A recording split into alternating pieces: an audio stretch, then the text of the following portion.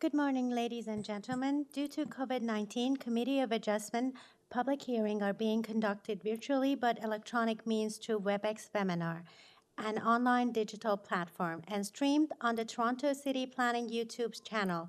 Participants who have registered in advance will be able to make their presentations to the committee using WebEx webinar, which is moderated by city staff. Anyone wishing to view the hearing may watch it on YouTube. My name is Nazila Atarodi West, and the panel members with me today are Ms. Nadini Sankar Peralto, Ms. Natasha Manning, and Mr. Paul Kidd. City staff moderating the platforms are Simon Lam, the Deputy Secretary Treasurer, Alexander Chu, Erwin Bridge, and Emily Greco. Participants who have registered in advance will be connecting with their computer, laptop, smartphone, or telephone and have the option to participating via video or audio only. All participants will automatically be muted on entry. When your item is called, each participant will be unmuted by the moderator, one person at a time. We ask that you also mute your device until you are called on to speak. Those participating by video appearance will be temporarily upgraded to panelists when your item is being held. During this time, your camera will be enabled. You will only be visible during your 5-minute allowed speaking time. At all other times, your video will be disabled and you will be reinstated as an attendee. Committee of Adjustment staff will share presentations submitted in accordance with the written submission deadline. Members of the public and applicants are not allowed to use share screen or any other panelist control during a video appearance. The host will remove you from the panelist role if you fail to respect this instruction. For land acknowledgement, we acknowledge the land we are meet on its traditional territory of many nations, including Mississauga of the Credit, Anishinaabe, the Chippewa, the Haudenosaunee, and the Wendat people, and is now home to many diverse First Nation, Inuit, and Métis people. We also acknowledge that Toronto is covered by Territory 13 with the Mississauga of the Credit.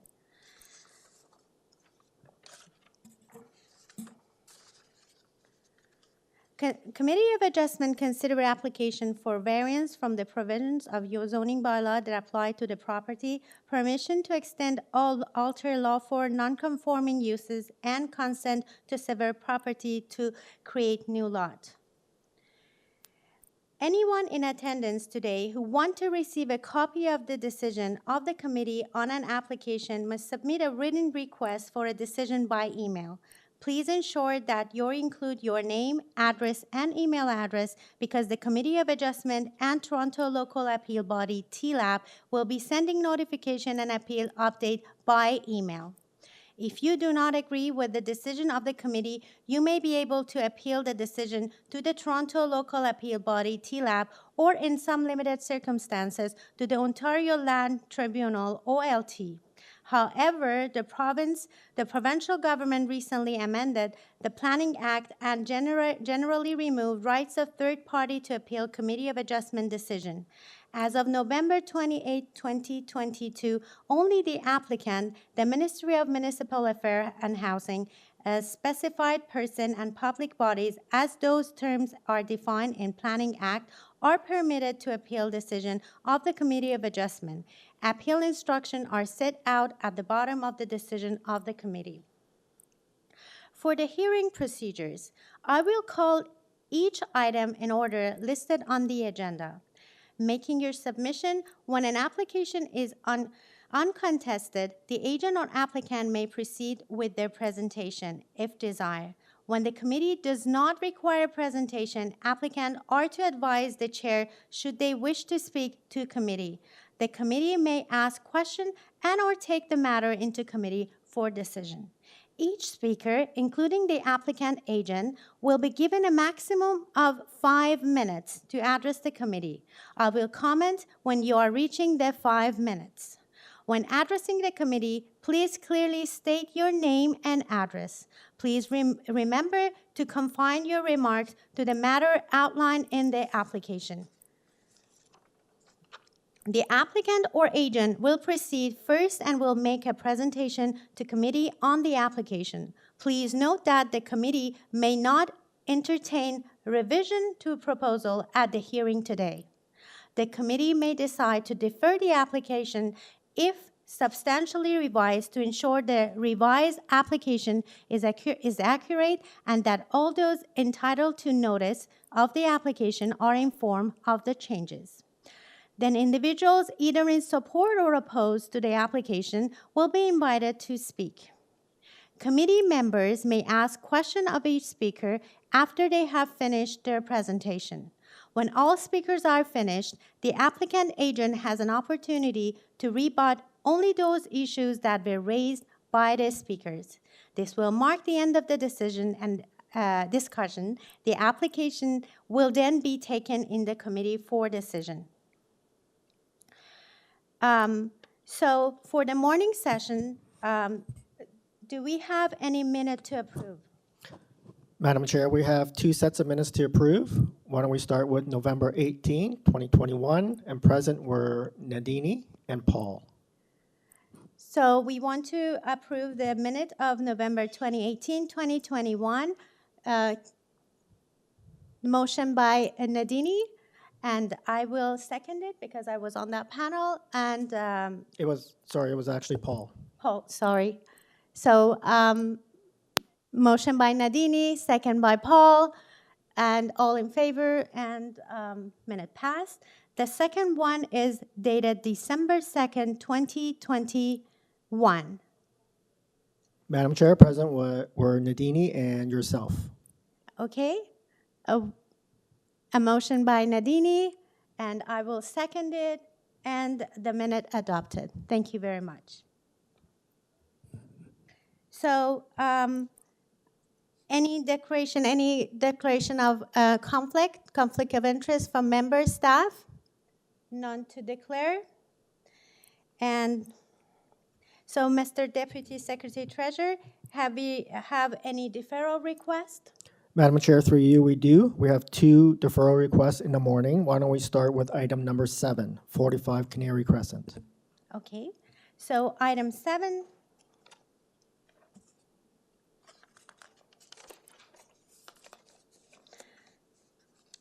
Yes, item 7, 45 Canary Crescent. So we have Mengi Zan is the agent. Am I right? Yes. This is Jin Meng Li. Address is 2710 14th Avenue, Markham. Thank you. And good morning, Madam Chair, and good morning, committee members. The reason that we need to defer is that during the time that we work with planning staff, and we created a new variances. So we need more time to update our zoning notice and public notice. Thank you. So, Okay, thank you.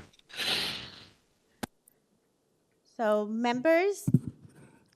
Madam Chair, there's a few speakers. Oh, 3 speakers. Yes, we have, sorry, I forgot. We have 2 speakers. Number 1 is Dennis Chow. Hi there. Hello. Can you guys hear me? Yes. Hi, my name is Denise. I'm 43 Canary. Sorry, the number 45 Canary has been deferred. Yes. No, we're in the process. So the agent Okay. requested for deferral, and now we want to ask you if you're okay with the deferral. Deferral means they come in another time and you will be informed. Yeah, of course. Okay. So I'm good. Okay, perfect. Thank you very much. So the next person on the list is Albert Cho. Albert Cho.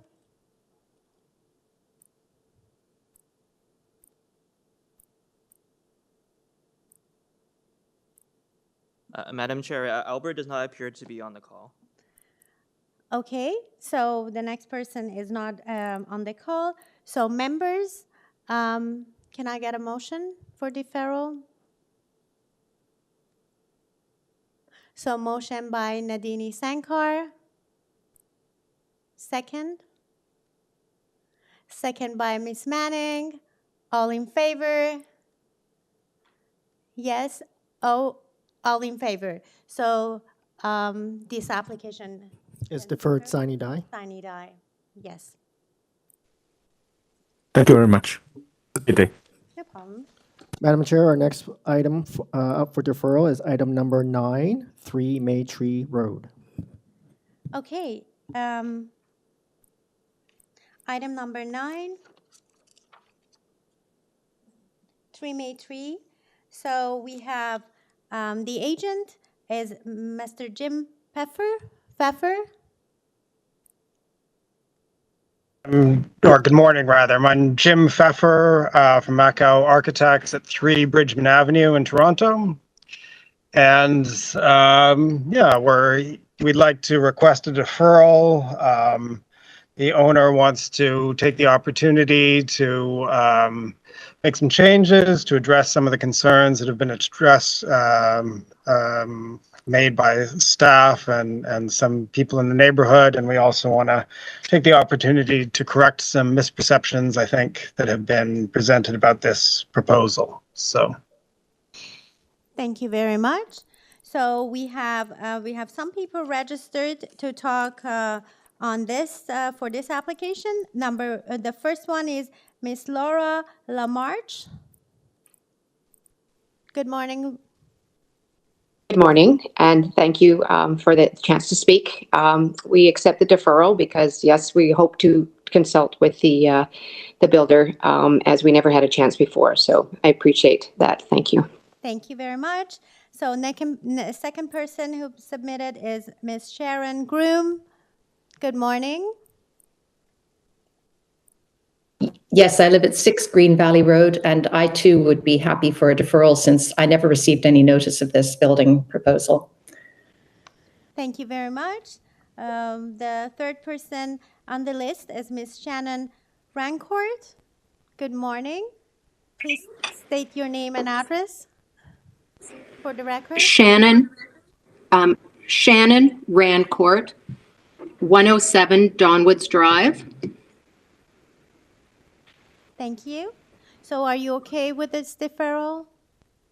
Yes, I am. Perfect. Thank you very much.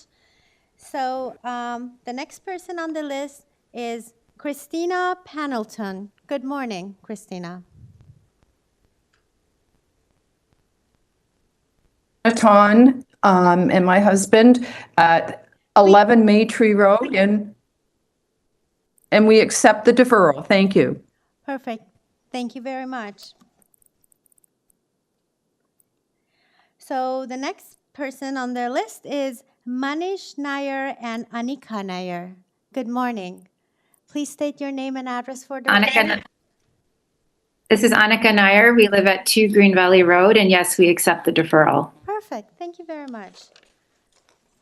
So the next person on the list is Lori Alley. Good morning, Lori. Please state your name and address for the record. Hi. Hey, hi. Hi, my name's L'Oreal Lee, and I'm at 5 Maytree Road, and I accept the deferral. Perfect. Thank you very much. The next person on the list is John Robert Gardner. Good morning, John. Please state your name and address for the record. Comes back, however, that the proposers address the issues of groundwater and tree cover. Excuse me. I did not give the address. I live at 91 Plimbridge Road, which is at the corner of Maytree and Plimbridge, and I'm directly facing the 3 Maytree property. Would you please state your name and address for the record? John Gardner. Thank you. The address is 91 Plimbridge Road. Thank you. Are you okay with this deferral? Yes, I am. Thank you very much. So next person is Miss Christina Pennington. Oh, okay, thank you. So next person is Sharon Groom. She also, sorry, I had it 2 times on my list. So panel members, the applicant would like to, okay, yes, Miss Manning. Sorry, we can't hear you. Through you, Madam Chair, a motion to defer this application sine die so that the applicant has a chance to discuss more with the neighbors. Perfect, thank you very much. The motion from Ms. Manning, second by Ms. Sankar, all in favor? Yes, all in favor. Thank you very much. So this application deferred. Thank you very much. Have a good morning. Yes, thank you very much. Thank you, Madam Chair. That's it for deferrals in the morning. Why don't we start with item number 1? Yes.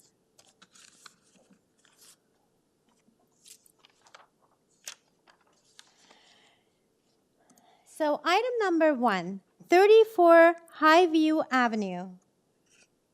So we have Tanvir Rai, the agent for this application. Good morning. Would you please state your name and address for record?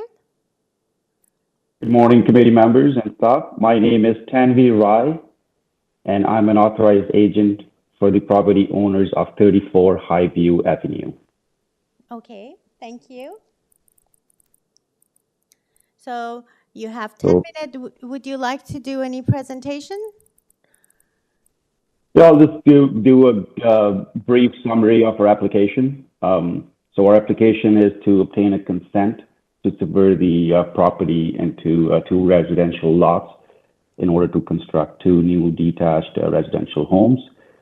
Each lot will have a lot coverage of 11.43 meters and a lot area of 384 square meters, which also resulted in variances for both proposed lots, which are listed on the application. For the sake of time, I will not go into the detail about these variances, but I will point out 2 specific variances, number 1, 11, and 12. We have made the revisions as per our discussion with the city planner, and variances number 1, 11, and 12 have been modified as specified in the staff report, and the revised site plan was submitted on February 24, 2023, and we agree to these modifications. Again, the forestry report has some conditions as well, with 1 lot requiring condition 1 and the other lot requiring condition number 3. And engineering heritage has no concerns. I have no additional comments to add at this time, but I'm available to answer any questions, concerns from committee members, staff members, or concerned neighbors. Okay, thank you very much. Would you please, for the record, go to variance that you are modifying and provide us with the modified number? Yep.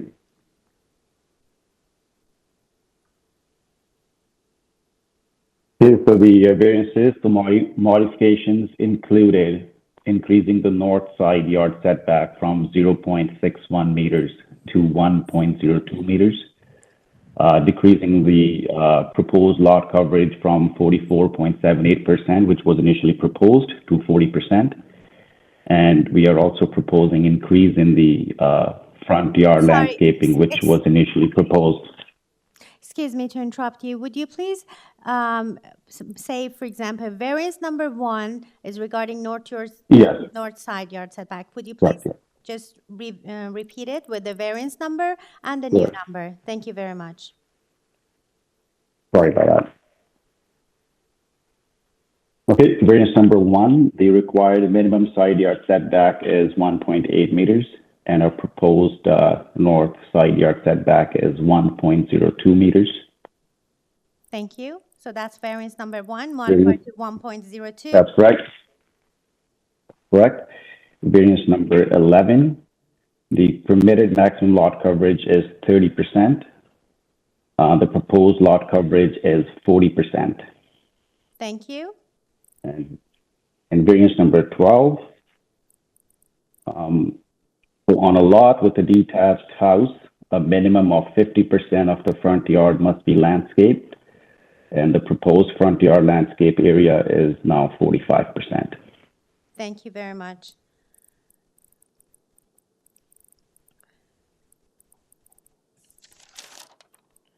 So thank you very much. So do you want to add anything to your presentation? Nothing to the presentation because we didn't see any neighbors' concerns or any letters on the application. So, but if there anybody on the call, I'm available for any of those concerns. Okay, thank you very much.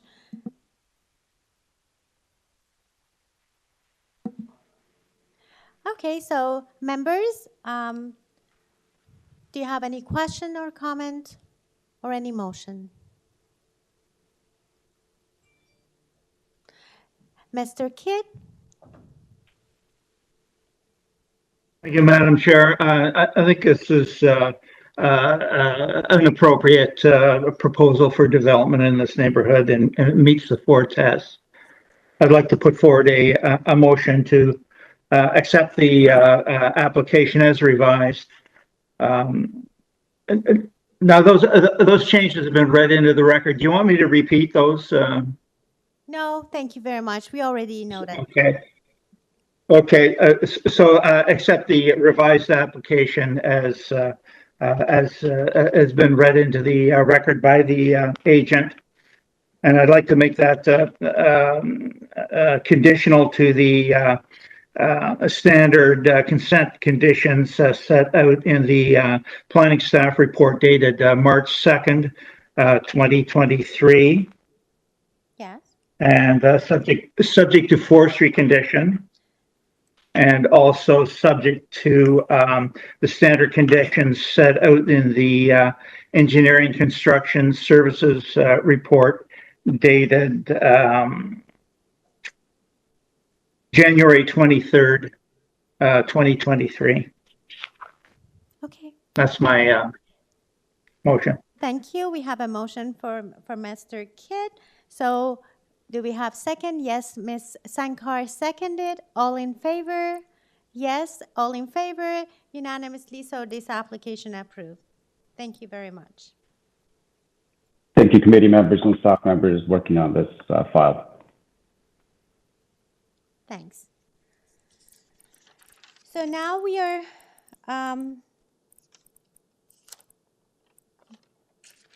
going on the second application. It's number 2022 Cosmic Drive. So we have Mr. Ali Shakeri as an agent for this application, and we have a number of people who would like to register to speak. So good morning, Mr. Shakeri. Would you provide us a presentation? Good morning, Ali Shakeri, 326 Shepherd Avenue East, for the record. Yes, this is a very, very clear case. I didn't want to take the panel's time for explaining it, but since there are parties present, I'm going to give you a very, very brief explanation here. This is a very large lot, and if I can have my support material displayed, there's just one page I submitted previously. It's not on a screen. The support material, please. So the lot that we are creating as a result of this severance is in full compliance with the zoning bylaw. We do not need any variance for it. It even complies with regard to the frontage and the lot area. This is very rare. I'm sure you've seen many other cases of severance. Usually it comes with some sort of variances. For the severed lot in this case, and the created lot is in full compliance. I still don't see my support material on the screen. It's just the one. Sorry? Staff are currently in the process of locating the file, and we'll show it on screen momentarily. It's very important. So it would be a little bit difficult for me to explain it without it, but I'll try. The zoning of this neighborhood is basically divided into two sides. We are on the side that allows lots of 15-meter frontage. That's what we have done. And the lot area of 550 square meters. Yes, thank you very much. So that green highlighted is the subject land, which we are severing. The thick black line dividing the right and left side of the screen is basically the two different zones. On the left side, the minimum required frontage is 30 meters. As you can read that description, RDF 30, that's the meaning of it. And on the right side, it's RDF 15. So the minimum required frontage is 15 meter. And the minimum required lot area is A550, meaning it's 550 square meters. So the created lot, as you've seen on my proposal, is exceeding both. And that's why we came here asking for this for the severance. I've seen correspondence from the engineering with some conditions which we accept all. I can see that the TRCA and Ravine have no concern on this, and I don't see any concern from the planning. I think it's a very, very straightforward case. I hope that you move to approve, and if there is any question, I'd be more than glad to answer. Thank you. Thank you. Thank you very much. So we have a number of people who registered to talk. So the first person on the list is Francine Baker Signal and Marty Signal. Good morning. Siegel. And my husband and I are the owners of 18 Cosmic Drive. We are two houses to the south of the subject property. Excuse me, would you please state your name and address for the record? Francine Baker Siegel, 18 Cosmic Drive. Thank you. Yes. We are two houses to the south of the subject property. And I have several points to make. The first is that I am very concerned about the lack of notice of these applications. We didn't receive any notice of the minor variance application and only received notice of the consent to sever 2 days before written comments were due, giving us really no time to evaluate the proposal. We were never approached by the applicants, and the notice that's posted on the applicant's property is impossible to see and read.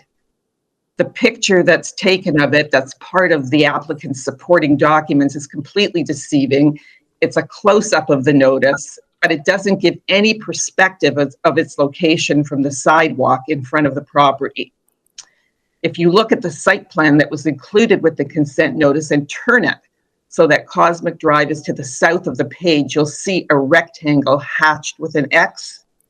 That rectangle is the existing indoor pool that the applicants would like to demolish. The notice is posted on the wall that is at the bottom of that rectangle. You can't see it from anywhere on the sidewalk. It's way too far away. It's blocked by bushes at some angles and by the house itself at other angles because the pool area is located behind and therefore blocked by the main house. This was a completely disingenuous way to provide notice of these applications to the neighbors who would have liked to have participated in the process. And I believe this lack of notice is grounds for a deferral of these applications based on Section 45(5) of the Planning Act.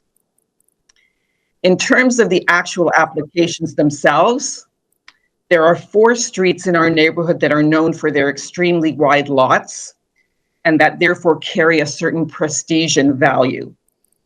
Cosmic Drive is one of them.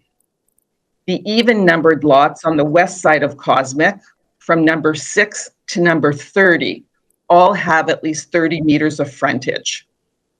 It's not until the bend in the road at the north end of Cosmic where the frontages start to decrease, beginning with number 32 Cosmic. Severing 22 will be a marked change in the look and feel of this stretch of the street, where again, all the houses up to number 30 have at least 30 meters of frontage.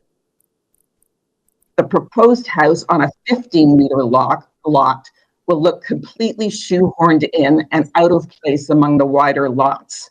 So we are opposed to any severance of 22 Cosmic, and the application should be refused. The variances requested are not minor in nature and should also be refused. The houses along the west side of Cosmic are all set back 12 to 14 meters, whereas the new house is shown as being set back only 9.38 meters. This will be completely inconsistent with the streetscape. That new house will be jutting out and therefore in violation of policy 3.1.2.1 of the official plan, which reads in part as follows. Development will be located and organized to fit with its existing and planned context. It will frame and support adjacent streets, lanes, parks, and open spaces to promote civic life and the use of the public realm and to improve the safety, pedestrian comfort, interest and experience, and casual views to these spaces from the development by A, generally locating buildings parallel to the street or along the edge of a park or open space with consistent front yard setback. So you have one Policy more 3. minute. Yes. Sorry, 1 more minute. Please wrap up, Policy 3.1.2.3 states development will protect privacy. It's my opinion that the proposal will negatively impact the neighbor to the north by the reduction of the side yard setback, and the additional house will result in a loss of privacy and possible increased shadowing. Lastly, I want to say that we bought our house 19 years ago, and we knew that the homes on the stretch of Cosmic were unique in terms of lot frontages and therefore had increased value. With the proposed changes, we feel that the house we invested in will be significantly diminished, and we would like the applications to be rejected to preserve the existing context of our street and the neighborhood. And I'd be happy to answer any questions the committee may have. I also have one other neighbor that sent in a comment that he wanted to participate today. He just came back from vacation yesterday and found out about this application. He's sitting with me, and I'd like to know if he can also speak. Thank you very much. Thanks a lot. So, Thank you. Thank you. Panel members, do you have any question from these presenters? No question? So, Madam Chair, through you, did the last speaker say there was someone else with her that wanted to speak from another address? Yes. Why don't we hear from that person, please? Thank you. Yes. Yes. Can you see me? Good morning. Good morning. Would you please state your Hi, name and address for the record? Yes. My name is Lawrence Haber, Haber. My spouse, who is the joint owner of our property, is Rena Berlind, Berlind. We live at 2 Harlington Road, which is at the corner of Harlington and Cosmic, and the house in question at 22 Cosmic is side facing to our home. I just returned yesterday from a number of months out of the country and didn't have my mail, and I only learned about this matter because Ms. Baker-Siegel brought it to my attention, and I'm glad she did. I still haven't seen my mail, so I've not received any notice, let alone proper notice. But in any event, I wanted to speak and adopt each and every one of the comments that Ms. Baker-Siegel made this morning. Severing this beautiful lot and building 2 homes on it is very objectionable to me. Posting a notice on a building that's so far away that it's impossible for anybody to see is not actual notice, it's not proper notice. I believe that if proper notice and prominent notice were provided, in addition to myself, a number of our neighbors would also want to participate in this process and object. And I must say, finally, we've had several knockdowns across the street from us and beside us in the last few years. And despite all the noise and disruption, we've never complained because we understand that renewal is something that's part of this neighborhood, but this is very, very different. This would diminish the value of our property. Thank you. Thank you very much. So, members, do you have any question from this neighbor? No? We don't have any question?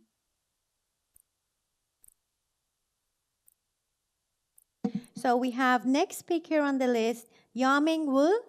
Good morning. Please state your name and address for the record.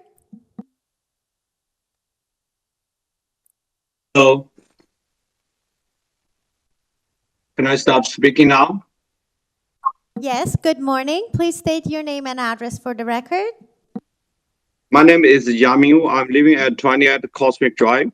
I'm just next door to 22 Cosmic Drive. Would you mind somebody can help me to share the site plan?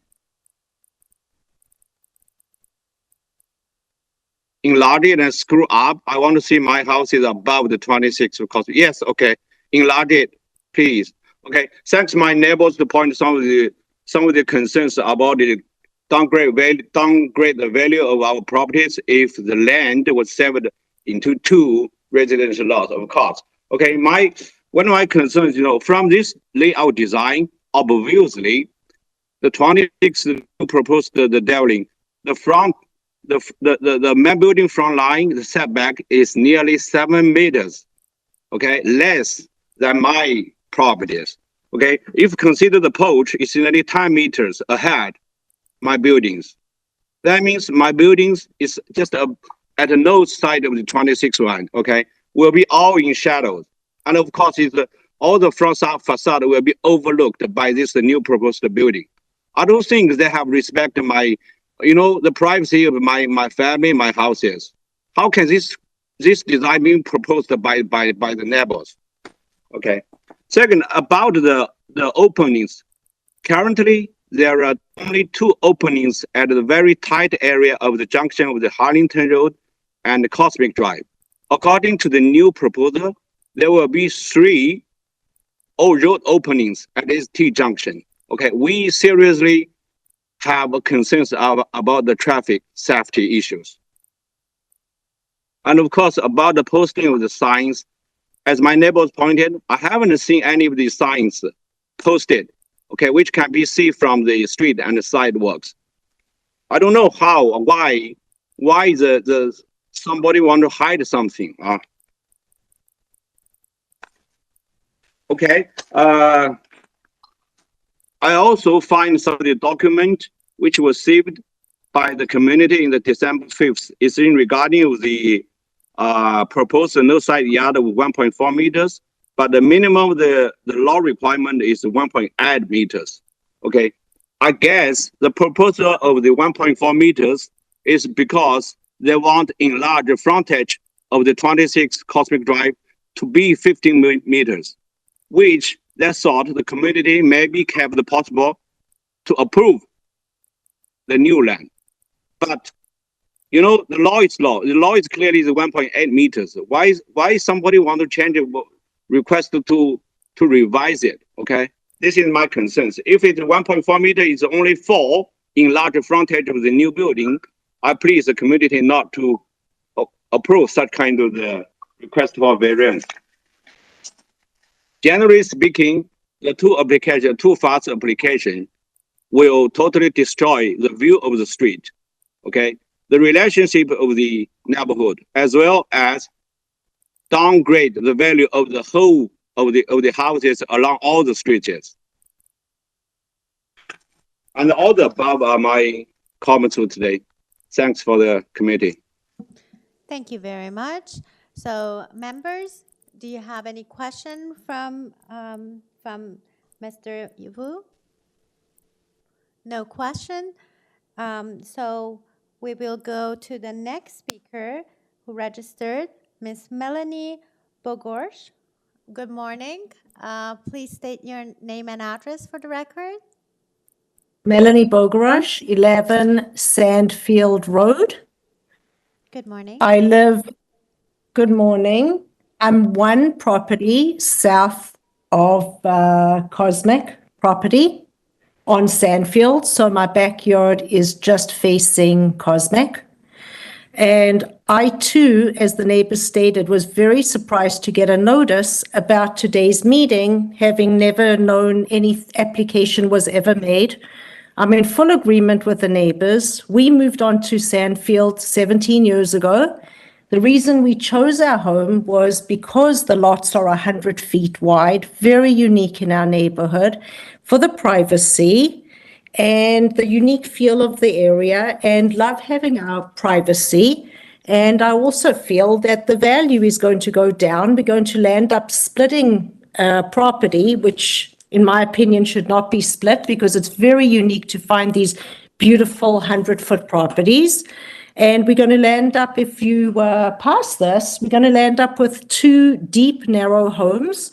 It's going to be an invasion to our privacy. And it's going to change the whole look of our neighborhood. It's going to decrease the value of our homes. And we were actually very surprised to even hear that an application was made to split a lot. We never thought that this would ever come up in our neighborhood, and we're totally opposed to it. It's going to definitely change the look of the neighborhood, the look of the street. It won't be so desirable anymore, and it's going to change the value of our home. And we're just opposed to this application.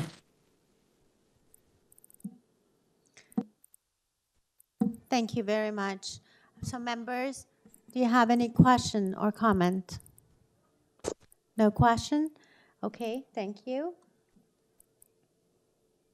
So the next person who registers, name is Ebi Janab. Good morning. Please state your name and address for the record. Hello? Hello, can you hear me? Yes. Hi. Yes, I'm speaking on behalf of Ebi Janab. I'm his daughter, Mojan Janab. Unfortunately, his English is not very well, so I'm doing the speaking on their behalf. So please state your address. It's 9 Sandfield Road. We are directly behind the stated property. Okay, thank you. So I'm in full agreement with all the neighbors with respect to diminishing of value of property, the prestige and value that this area holds in terms of its land size. It's very unique. Again, we are also surprised at the timing of the application. No notice other than this was given to us, and it was an ample time to review the plans and to study the plans. So our main concern is that, again, privacy, because we lay directly behind the property. We do have an outdoor pool, and this will diminish our privacy and also will take away from our sun that we get onto our property.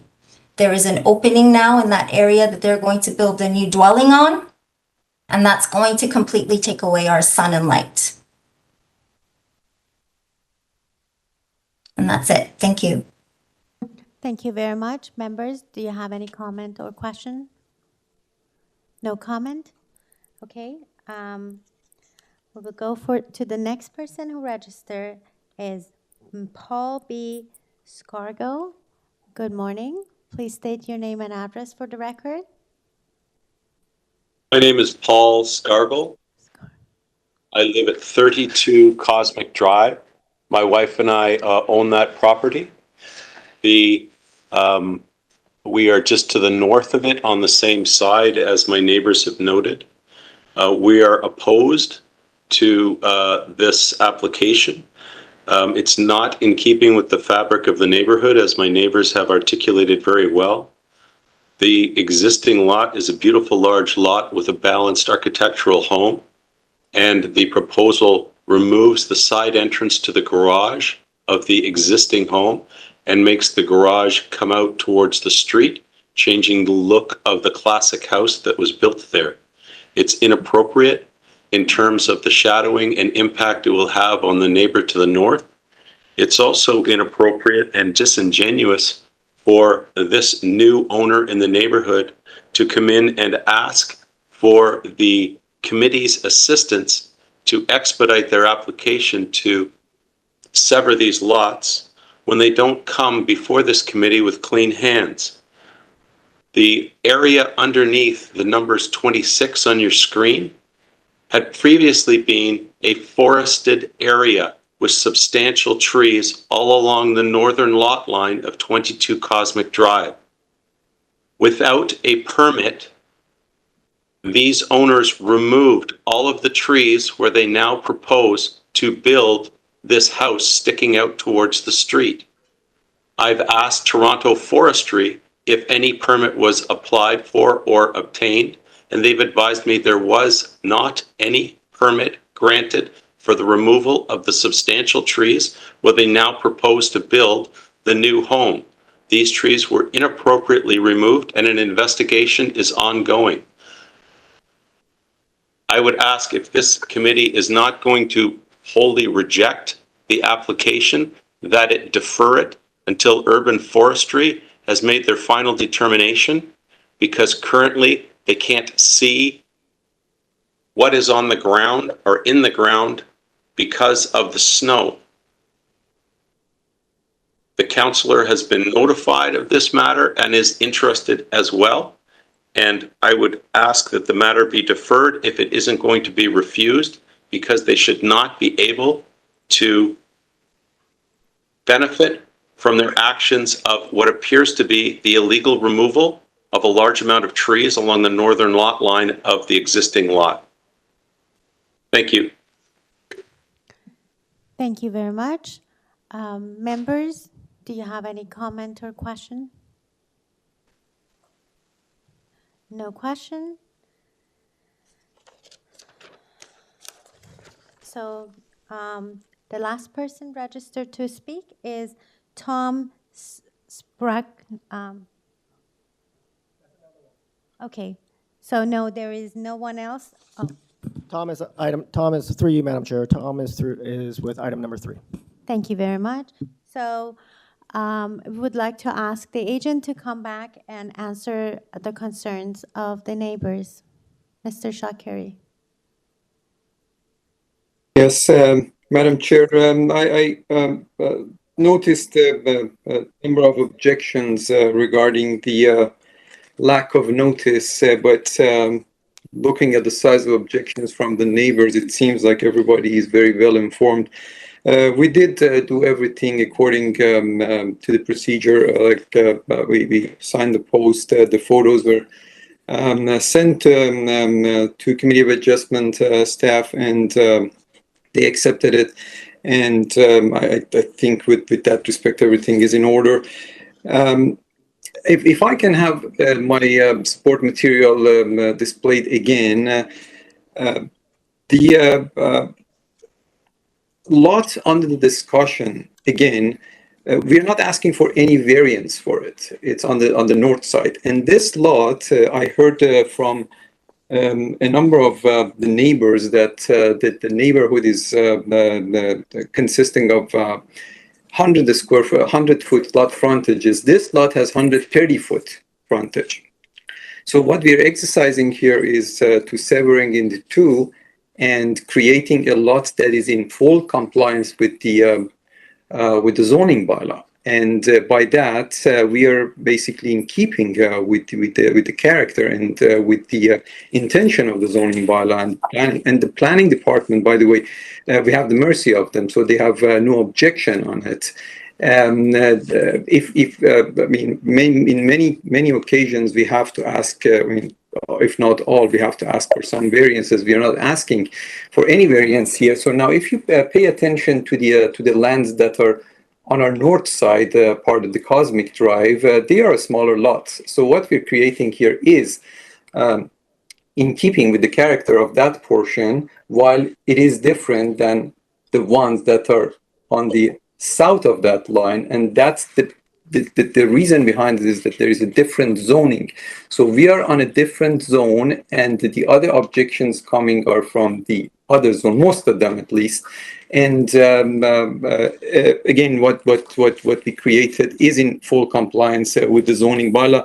The trees were mentioned. I'm unaware of that, but in looking at the case, there is a letter from the forestry that they have no objection.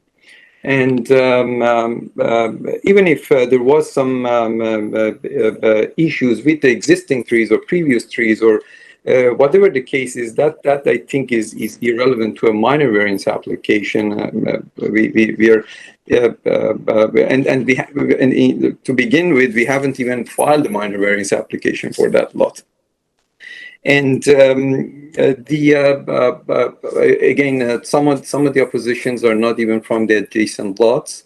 And I'd like to mention it again that the lot created, if I can have the site plan again, the lot created is in full compliance with the zoning bylaw. We do not require any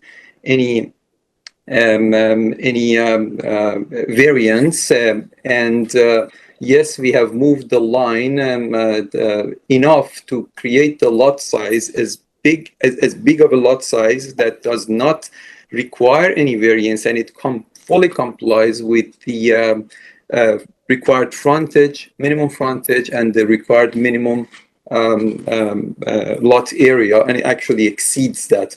The hidden line on the backside is the swimming pool, existing indoor swimming pool that is going to be removed.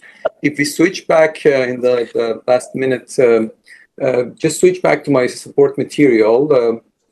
I emphasize that looking at the character of the neighborhood when it goes on the north side of this property and compare it to the part that is on the south side, which are bigger lots. And that thick line, which is on the official document we have provided here, that line is defined by the zoning department, and we are in compliance. When we are within that line, we are in compliance with the requirement of the zoning bylaw on the right side of this screen.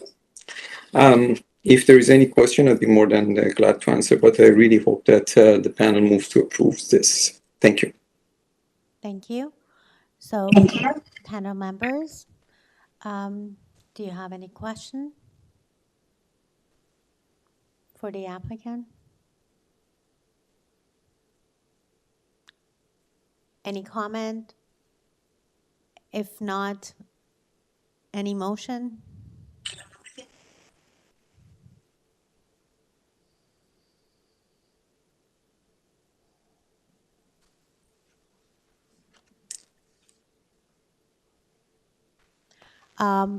Mr. Kidd? Thank you, Madam Chair. I'm always concerned when I hear as much public opposition from the neighbors with regard to an application. But in this particular case, I just feel that what I heard from the public it doesn't really address the issues that we're being asked to decide on today. The only requested variance is the north side yard setback, and to me that is a minor request for variance. So I'm going to put forward a motion to accept the application, subject to the conditions set out in the engineering and construction services report dated January 23rd, 2023. And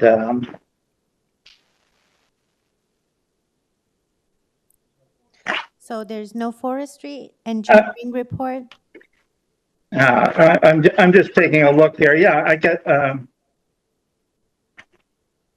I guess that is my motion, Madam Chair.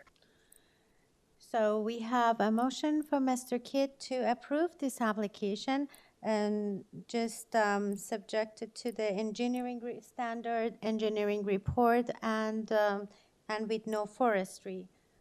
Do we have second for this motion? We have no second. Miss Nadini Sankar seconded. All in favor? Oppose? Ms. Manning opposing. This application approved. Sorry, that was in favor, Madam Chair. Sorry, you were for this application or opposing? For. 4. Okay, so we have a motion from Mr. Kidd, and all in favor, this application approved unanimously. Thank you. Thank you very much.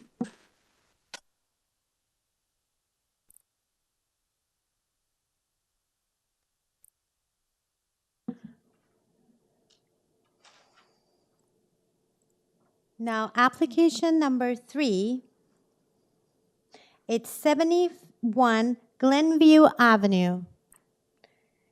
So the speaker, the agent who registered is Tom Sprague. Good morning. Good morning. Can you hear me okay? Yes, good morning. Please state Hello? your name and address for the record. Yes, it's Tom Sprague, and our company is Sprague and Company Architects, and our address is 156 Duncan Mill Road here in Toronto. I'd just like to give a very brief overview of what's proposed here and a change that we're going to make. First of all, I would say what the owners would like to do is they're going to add in a small addition for a corner that to be filled in on the first and second floor, and then also increase the size of the square footage on the third floor to meet the requirements of their family. You see before you 2 variances, and the first variance is we've had communication with community planning, and they're supportive of the application, but they did request that we pull back, increase the, at the deck area at the back, where it's set back 0.13 meters from the west line. We want to make that now 0.79 meters from the property line. So that first variance would be modified. I'd sent through a covering letter explaining this on March the 1st, and actually there's a staff report that had been posted on March the 2nd reflecting this requested change. So if we could change that one, that would be great. Okay, so variance number 1 modified to 0.79 meter, correct? Correct. Okay. Yes, that's correct. And the last thing I just wanted to do with respect to the other variance that you see before you with the FSI, I'm wondering if you could quickly pull up supporting material that was posted on March the 1st as well. There it is right there. It's an outlet. It's a highlight of other decisions in the area for the floor space index for recent projects. And as can be seen on this, our proposal, number 71 Glenview, is at the very bottom. So there's actually 10 in this relatively small section of street which have higher floor space indexes than what's being proposed, than what we're proposing. So I do feel it's certainly in keeping with the scale and the size of other homes. And importantly as well, last point, there's been good communication with the neighbors, and both the neighbors on each side are, in addition to others, but particularly the neighbors on each side are fully supportive of what's being proposed.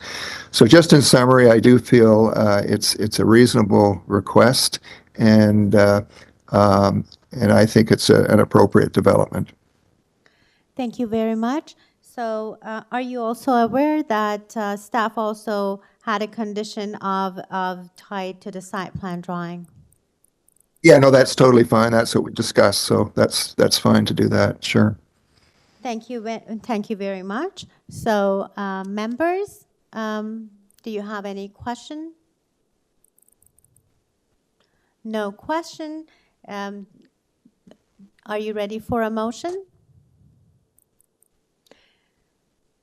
Yes, we have Ms. Nadini Sankar ready for a motion. Yeah, thank you. Through you, Madam Chair, I'll put forward a motion to approve this application. I accept the explanations of the agent here today, and I'll motion to approve it and make it subject to the changes that the agent made here today, such that variance number 1, I believe, has been changed to 0.75 meters. 79? 79 meters, right? And make this subject to the staff report, just the condition to that the property be developed in accordance with the site plan drawing submitted to the committee. And that's my motion. Thank you. Thank you very much, Madam Sankar. Anyone second it? Ms. Manning seconded. All in favor? Yes, this application approved unanimously. Thank you very much.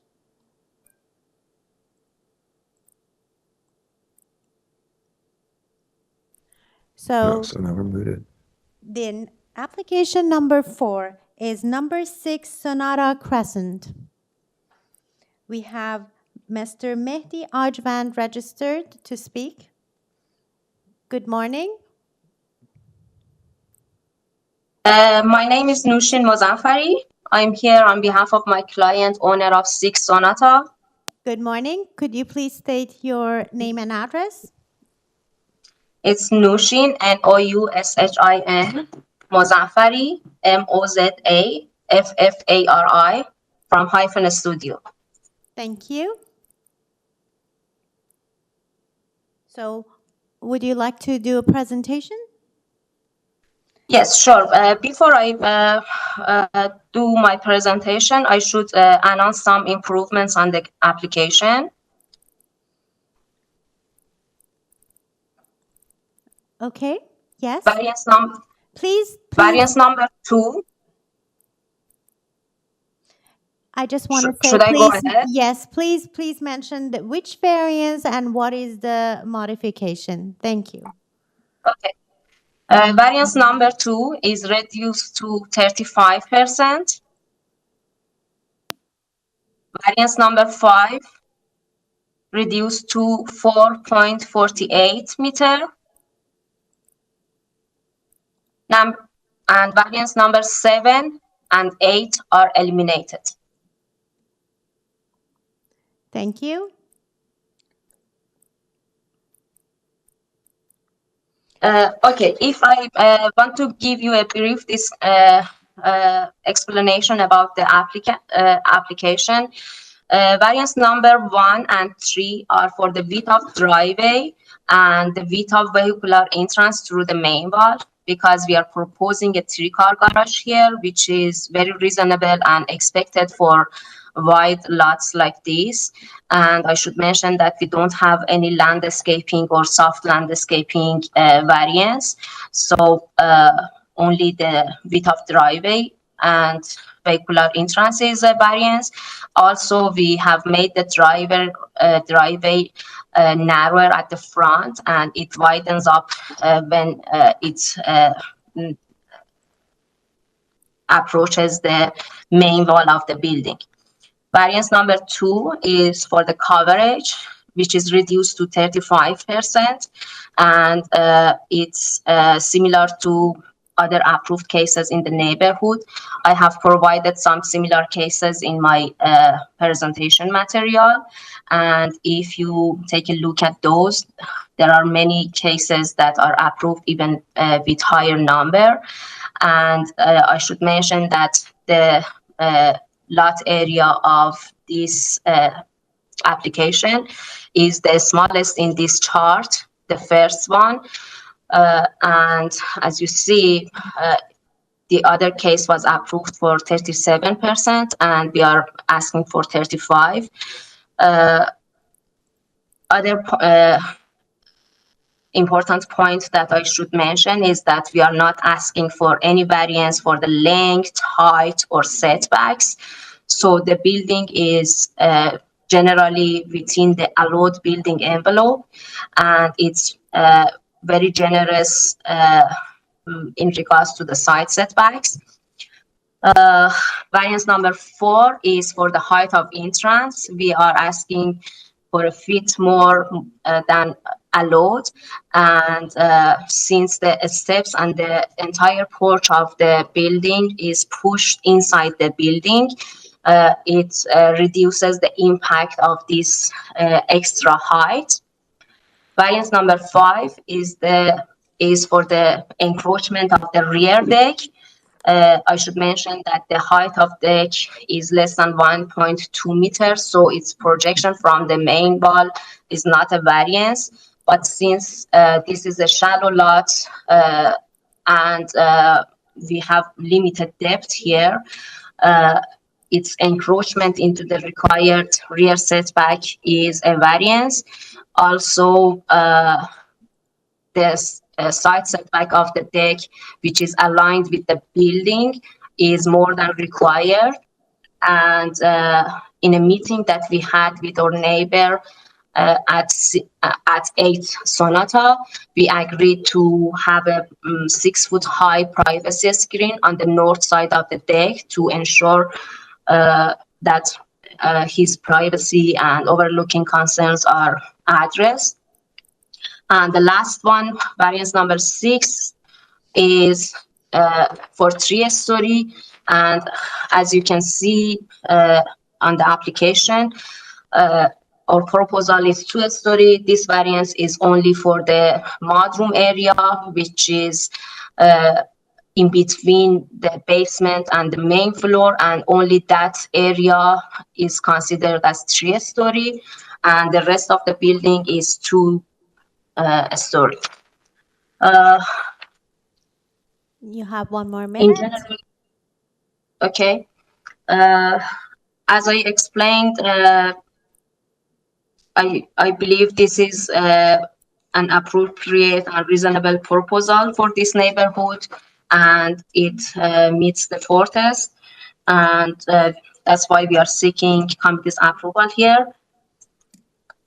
I would be happy to answer any questions that committee may have. So thank you. We have number of neighbors that registered, so we will call you back to answer their concerns. So the first person on my list is David and Laura Bell. Good morning.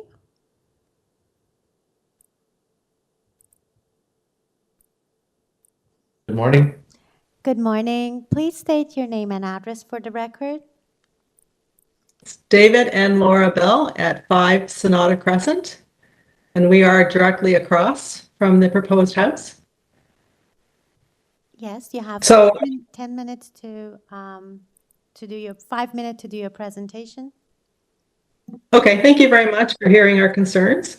We're mainly concerned with variance number 2, which is the 30% lot area. I know the architect just said it was reduced to 35%, but I want to make that clear that it's not actually a change in the structure. It was a miscalculation on the application to begin with. So the structure is the same.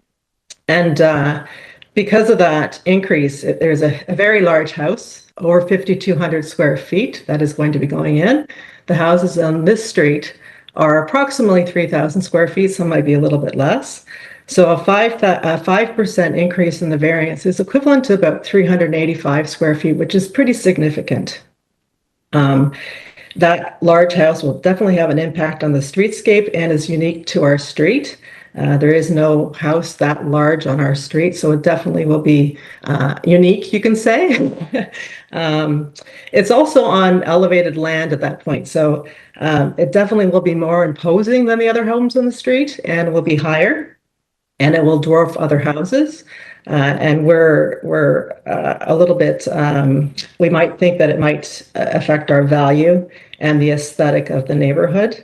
And we would like the committee to have the lot coverage in accordance with the bylaw. That would be our proposal. I think the other neighbors are going to talk about the shade, the impact on their homes, because I don't think it would impact us directly. So I'll let them speak to that. Do you have anything else you want to say? I think that's the main thing, as my wife says, that difference in coverage is unique to our street. So it does make an impact on the view, the aesthetic of the street. And it's something that we directly will face when we open our front door. We'll be facing a very big structure. It will dwarf our house, and it's quite large for this street. That's it for me. Yeah, thanks for hearing our concerns. Thank you very much. So panel members, do you have any questions or comment for the neighbors? No? Okay, so we will call the next person on my list is Rochi Wilner. Good morning. Rochi Wilner.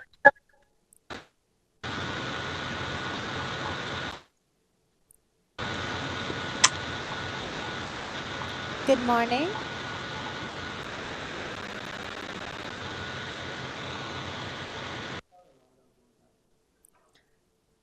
Rochelle, if you could please disconnect from the meeting and rejoin. There appears to be issues with your audio. Maybe we'll move on to the next speaker and come back later. Okay, we go to the next speaker is Audrey Newman. Good morning.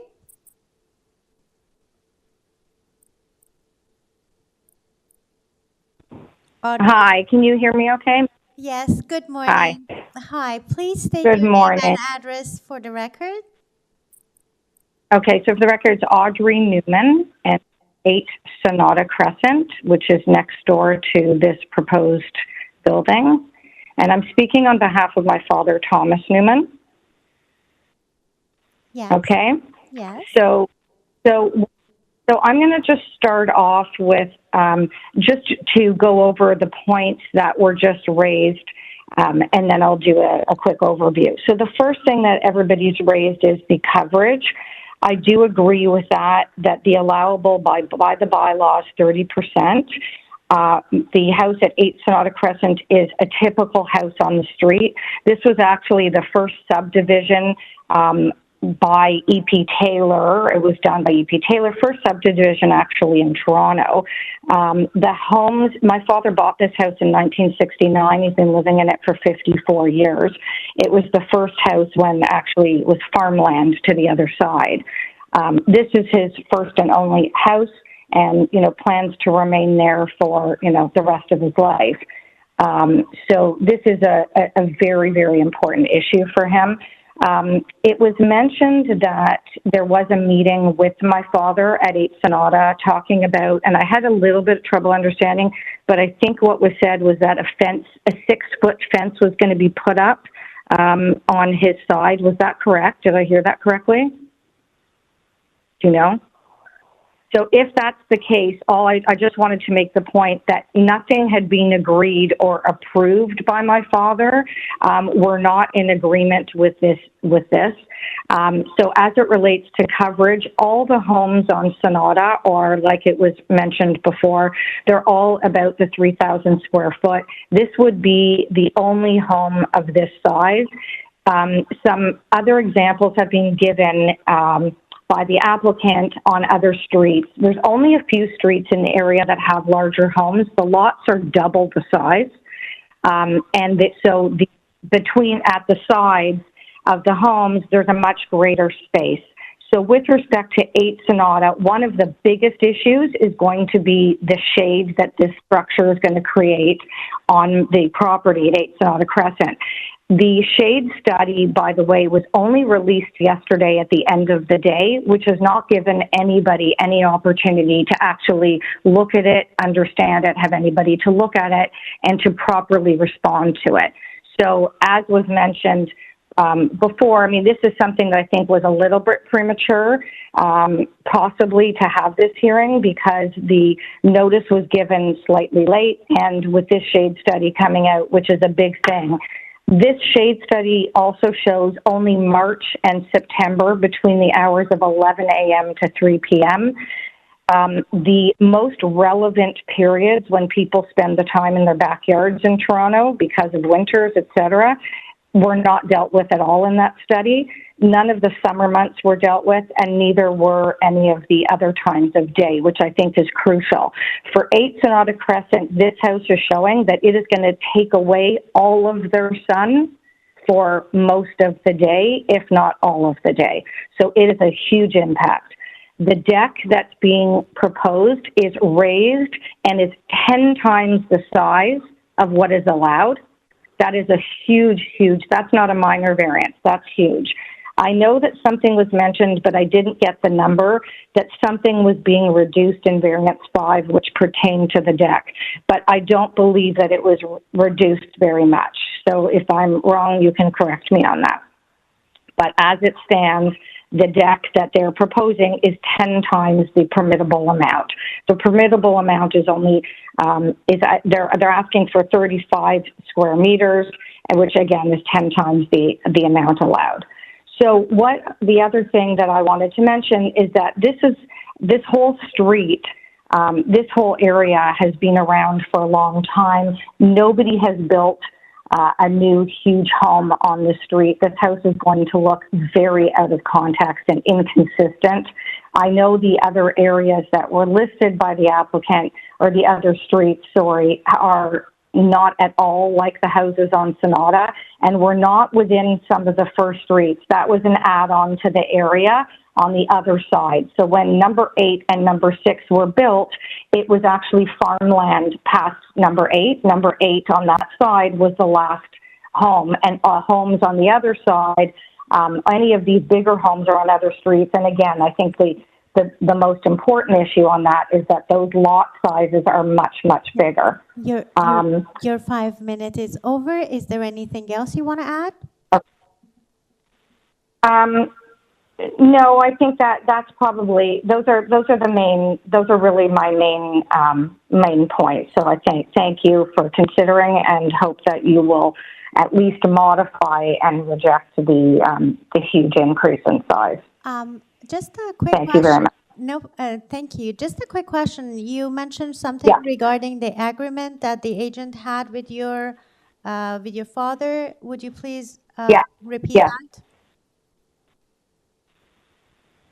Sorry, were you asking me that? Would you please repeat that? What kind of agreement was that? Oh, no, what I was saying is that the applicant, I thought, mentioned that they had met with my father and that he had agreed with something. He didn't agree with anything. They were just saying what they were willing to do to put in a 6-foot fence. But that 6-foot fence isn't going to, it's not going to give him any privacy, because the deck is raised and very large and will run all along the side of my father's property. So, and the structure itself is going to shade the property. So he's going to lose the privacy and lose all the sun in his backyard. Okay, thank you. As far as I know, we didn't receive any notes on that, but the agent will ask the agent to just give you more information. Yeah, because that was just added yesterday at the end of the day to us. So that shade study was only released at the end of the day yesterday. Nobody's had an opportunity to look at that. Through you, Madam Chair, with respect to private agreements, the committee is not involved in that. Okay, thank you. Okay, thank you very much. We go into the next person who registered is Andy Starkman.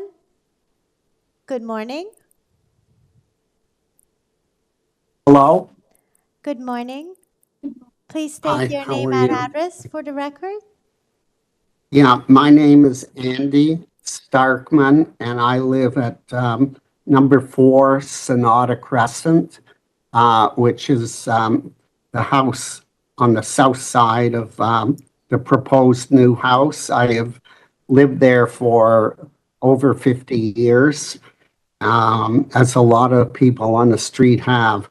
My big concern is the fact that I have a swimming pool in the backyard, and I have 7 little grandchildren who come over to use it in the summer. One of them requires swim therapy for rehabilitation. And I feel that the size and placement and height of the new dwelling would significantly put the pool in shade. It will limit the use of the pool. And I, too, received a shade study last night, and it showed March 21st and September 21st only. Well, you don't swim outside on March 21st, maybe on September 21st. But it has to show, it should show dates when the pools are used. Latter half of May, June, July, August, and it did not show that at all, probably because it would put it in shade. And also the times, you know, middle afternoon, 4 o'clock, Anyway, because of that, I am opposed to this massive structure next to me. Thank you. Thank you very much. Members, do you have any question from the presenter? No? Okay, so we will go to the next person on the list, which is Ranit Agarwal and Tripti Agarwal. Good morning. Yeah, good morning. My name is Ranit Agarwal. I live opposite to the proposed structure. My address is 3 Sonata Crescent. Thank you. Similar to what you have heard in the past, I think my main concern is the size of the structure. The size of the proposed structure, which is significantly larger than the structures in the neighborhood. The height, which is on, so it's already elevated, and then we are putting a big structure on top of that. So that's a significant concern for me because my house faces this house diagonally, and I have honestly not even seen the shade study that I guess some people are talking about here. So I don't even know what kind of shade impact this large structure in front of my house that will create, because the sun rises from behind that house in the summer, and I'm not too sure what it will do to the sort of shade in that entire sort of street in front of us.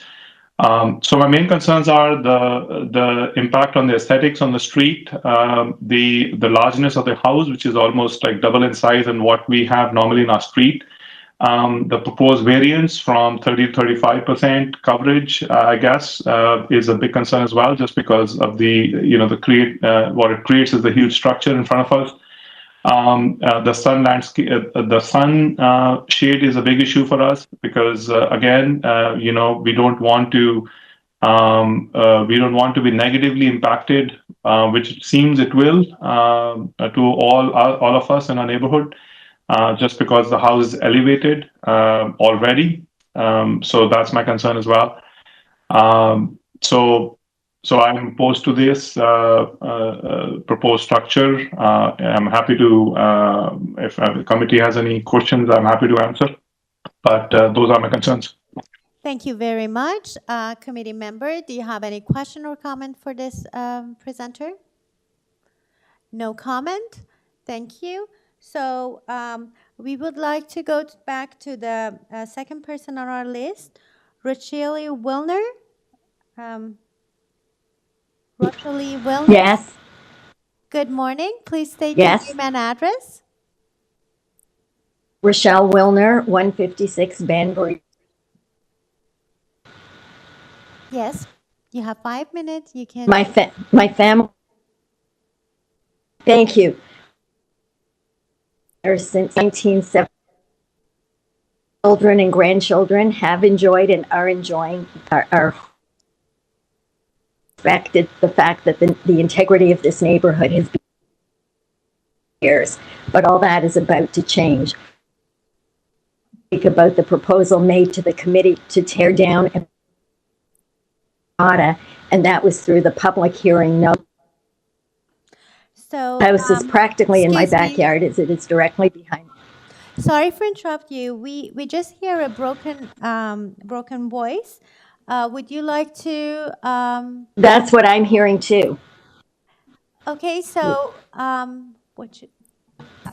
Through you, Madam Chair, if the speaker can please fully disconnect from this hearing and either call back or log back in. So can you please fully hang up, disconnect if you're on a phone or on a computer, and then try and reconnect again. And I'm on my computer.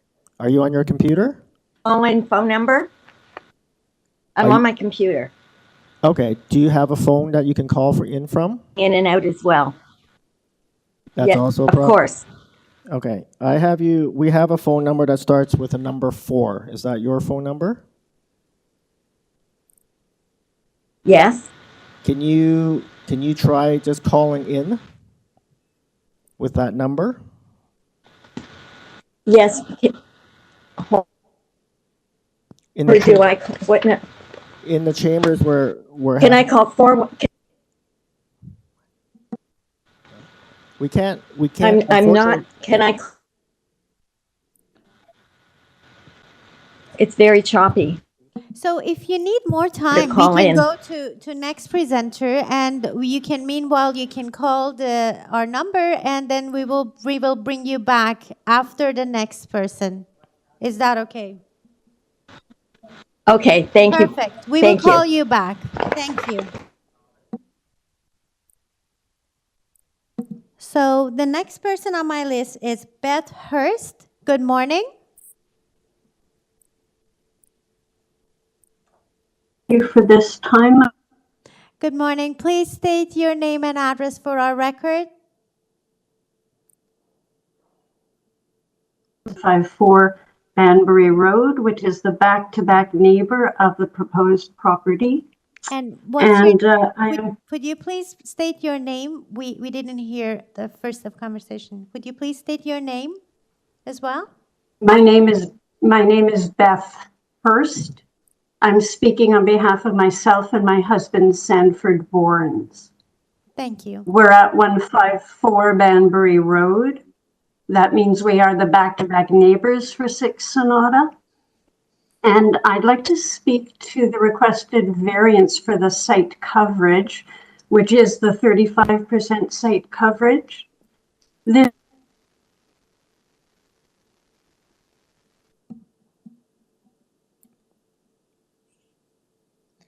serious concerns that this will very negatively affect both our quality of life and our enjoyment of our home in 3 ways.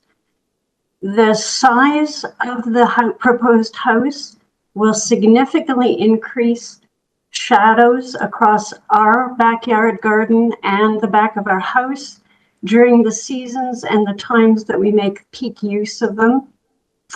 The shadow study, as you've heard, was only made available to us very late in the day yesterday and is very partial. It really doesn't address the spring and summer months or any of the hours after 3 in the afternoon. I'd also like to call your attention to our concern that the size and the minimum setback being proposed will bring the proposed swimming pool and deck area, which are very large, to within 3 feet of our back property line, and we're afraid that this will significantly affect our privacy.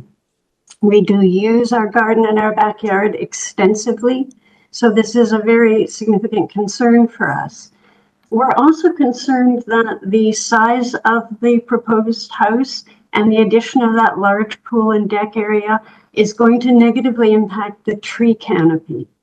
It is likely going to necessitate the removal of a mature cedar hedge that runs across the back property line. And we're concerned also that it will potentially threaten a very large mature willow tree that's on our property. So for reasons of the sunlight and shadow, which many of our neighbors have already spoken to, concerns for our privacy, and also potential damage to the mature tree canopy, we're asking you not to accept that requested 35% site coverage variance, which is really out of proportion with all of the other properties on the relevant streets, both Banbury and Sonata. The comparators that were brought to your attention are not on these streets. They really aren't appropriate comparators. Thank you very much for giving us the time to share these concerns with you. Thank you very much. So members, do you have any question from this presenter? No question? Okay, so we will go back to the person who had an audio problem, Rachel Wilner. Yes, can you hear me now? Yes, yes. Please state your name and address again. Okay, I tried. My name is Rochelle Wilner, 156 Banbury. Enjoying our life the summer of 1971. Last week, I received the notice Rochelle, for the proposed buildings. Rochelle, we appear to be having audio issues once again.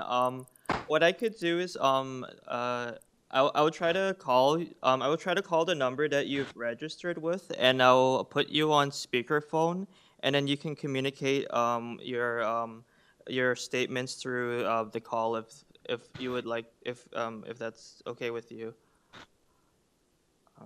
Thank you. I would appreciate that.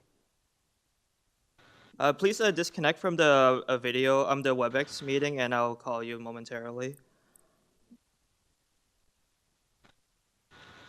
Okay.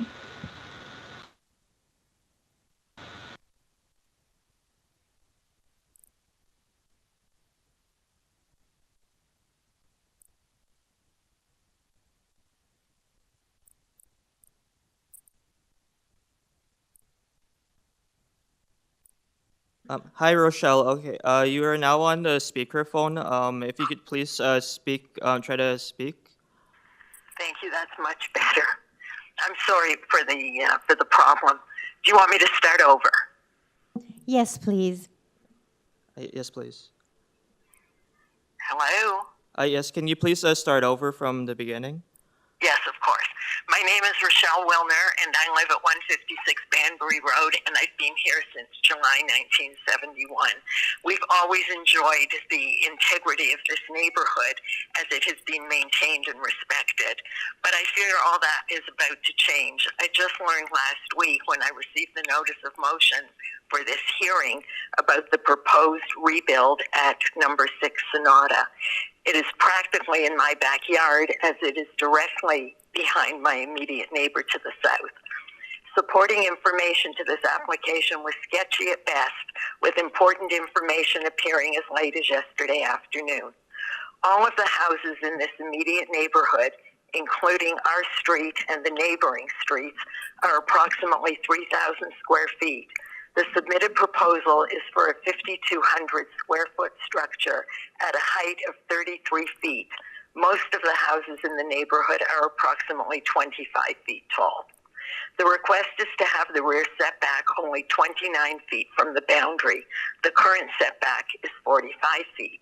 All combined, the additional 8 feet in height plus 16 feet closer to the backyard boundary and the increased coverage of 38.5% have me very concerned for the loss of privacy. We are in a mature neighborhood with tall hedges, but this will not matter if the second-story rooms are so high and so close to the property line. This is not a minor variance. The height of the proposed house would be 32% higher than the current zoning regulations allow. The proposed footprint would be 28% greater than the current regulation, and the interior space of the house at 5,200 square feet would be approximately 75% bigger than the rest of the neighborhood homes on lots of similar size. I'm very concerned what this will do to our afternoon sunlight along with the privacy we've always enjoyed.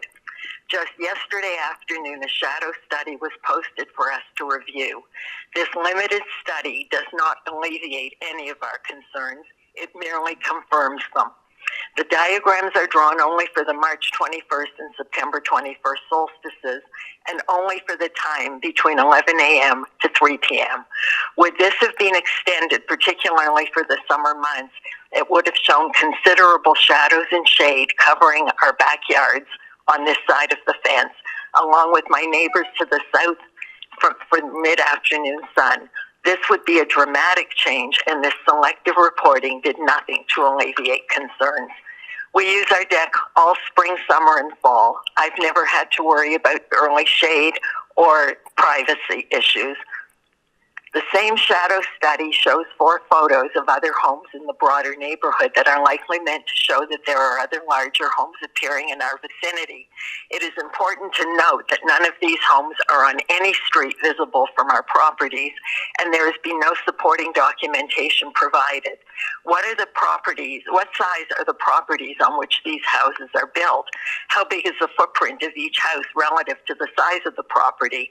What are the dimensions of these houses, and how high are they relative to their neighbors? Providing us with such sketchy and perhaps even misleading information a day before this meeting is very concerning.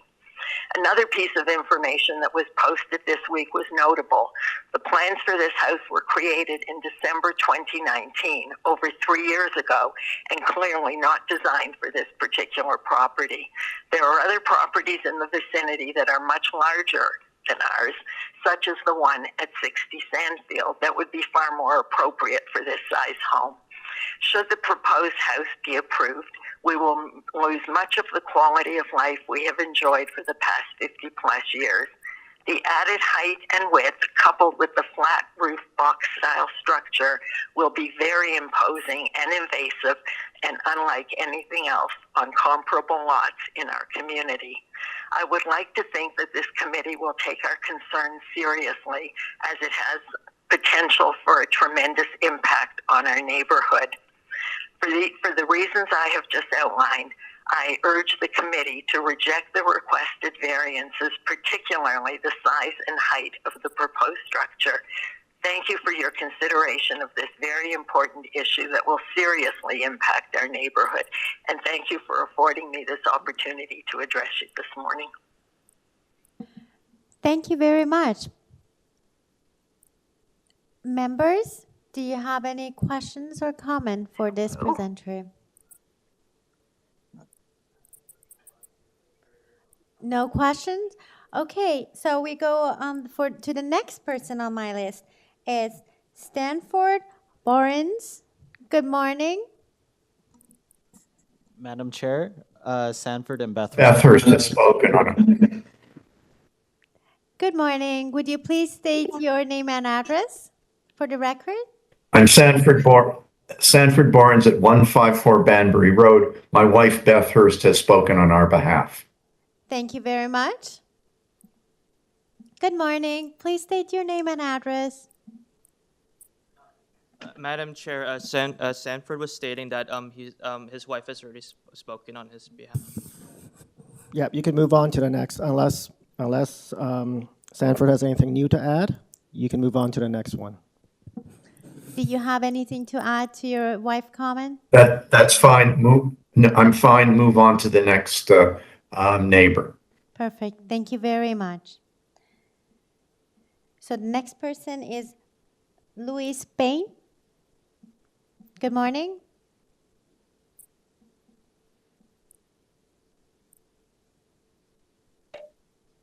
Good morning. Can you hear me? Yes, good morning. Please state your name and address for our record. I'm Lois Bain, and with me is my husband, Stephen Idleworth. We are the property owners at 19 SONATA Crescent. Thank you. We would like to voice our concerns and echo many of the presentations that have already so eloquently been highlighted by our neighbors. We're at the top of the street at 19 SONATA Crescent, so the north end of the street, and our concerns are our sympathies go out to the people who will be directly impacted by the construction of this very large house. There are 21 houses on SONATA Crescent. It is a small street.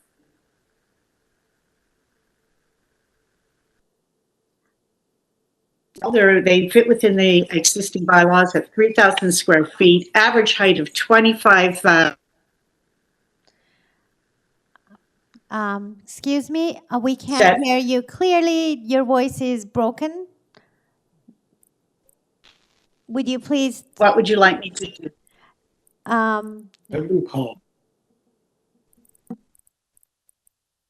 What would you like me to do? Lois, I'll call you. I'll call the number that you've registered with, and I'll put you on speakerphone in order to speak. If you would like that.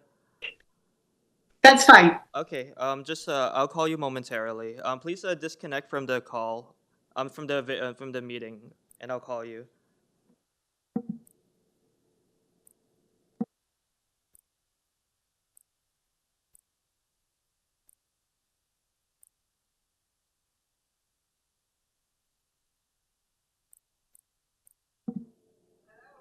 Hi, Lois. You are now on a speakerphone. If you could please start from the beginning. Sure. Hi, my name is Lois Bain, and I'm here with my husband, Stephen Eidelberg. We are the property owners at 19 Sonata Crescent. We would like to express our concerns about the precedent that this proposal will set for this tiny little street. Sonata Crescent is 21 homes. You've heard about the fact that most of these homes are small, around 3,000. Well, they're around 3,000 square feet, of an average height of 25 feet and less than 30% coverage. The homes are largely untouched from the original subdivision plan. And putting a house of 5,200 square feet that is 3 stories, 35 feet high on an already elevated piece of land sets a very dangerous precedent for future development within the area and has significant impacts, which you've heard about this morning, on the homes that are directly surrounding the property and will change the very nature and character of the street. The comparables you've heard are not on this street. They're not on Banbury. They're not in the immediate area. They are, I think someone already said, and I would wholeheartedly agree, misleading examples of what might be a so-called comparable. When I looked at these plans, and you've heard about the implications for the immediate neighbors, I went back and looked at the 4 tests that I think one of the members already mentioned, and it would seem to me that this application is not minor in both size and impact. The change is not appropriate and desirable for the development of the site itself and the neighboring lands. It doesn't meet the general intention of the zoning bylaw, such as maintaining appropriate relationship between the buildings, allowing for green space, etc., and that it doesn't fit within the city's long-term goals and vision, including respecting and reinforcing neighborhood character. You've heard from my neighbors about the character of this these properties, its history, and the fact that it has largely not been redeveloped. And the argument here, I don't think, is about redevelopment of the lands. It's about the size, the scale, and the character of the proposed structure that is you are being asked to consider for approval. And so the other thing I would like to also emphasize is the precedent that's set by approving a 3-story building. I know that the applicant has said it's only 3 stories in one area, but the moment a precedent is set for a 3-story approval, a variance, it will be used across the board, and we can look forward to houses that tower over the rest of us as we see further development in the area. So we would urge you not to approve this, the variances that have been requested today as stated.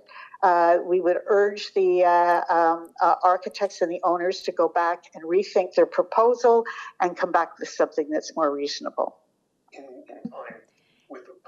Thank you very much. To bring back a proposal and give us enough time to properly assess it rather than rushing it through in less than 3 days. If there is another person who would like to talk, we would like to get the name and address for our record. If you're speaking to me, I can't hear you. If there's another individual that's on the line that would like to speak, we would request that they please state their name and address.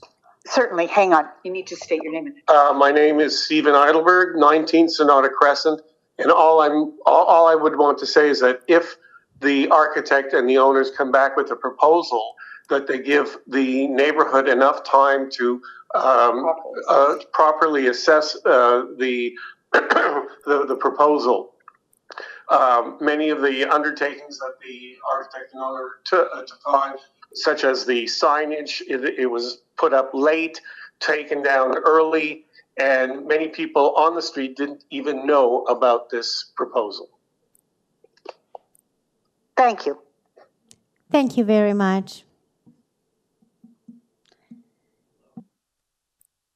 So now I would like to ask the agent, Ms. Nushin Mozaffari, to come and answer the concern and question from all the neighbors.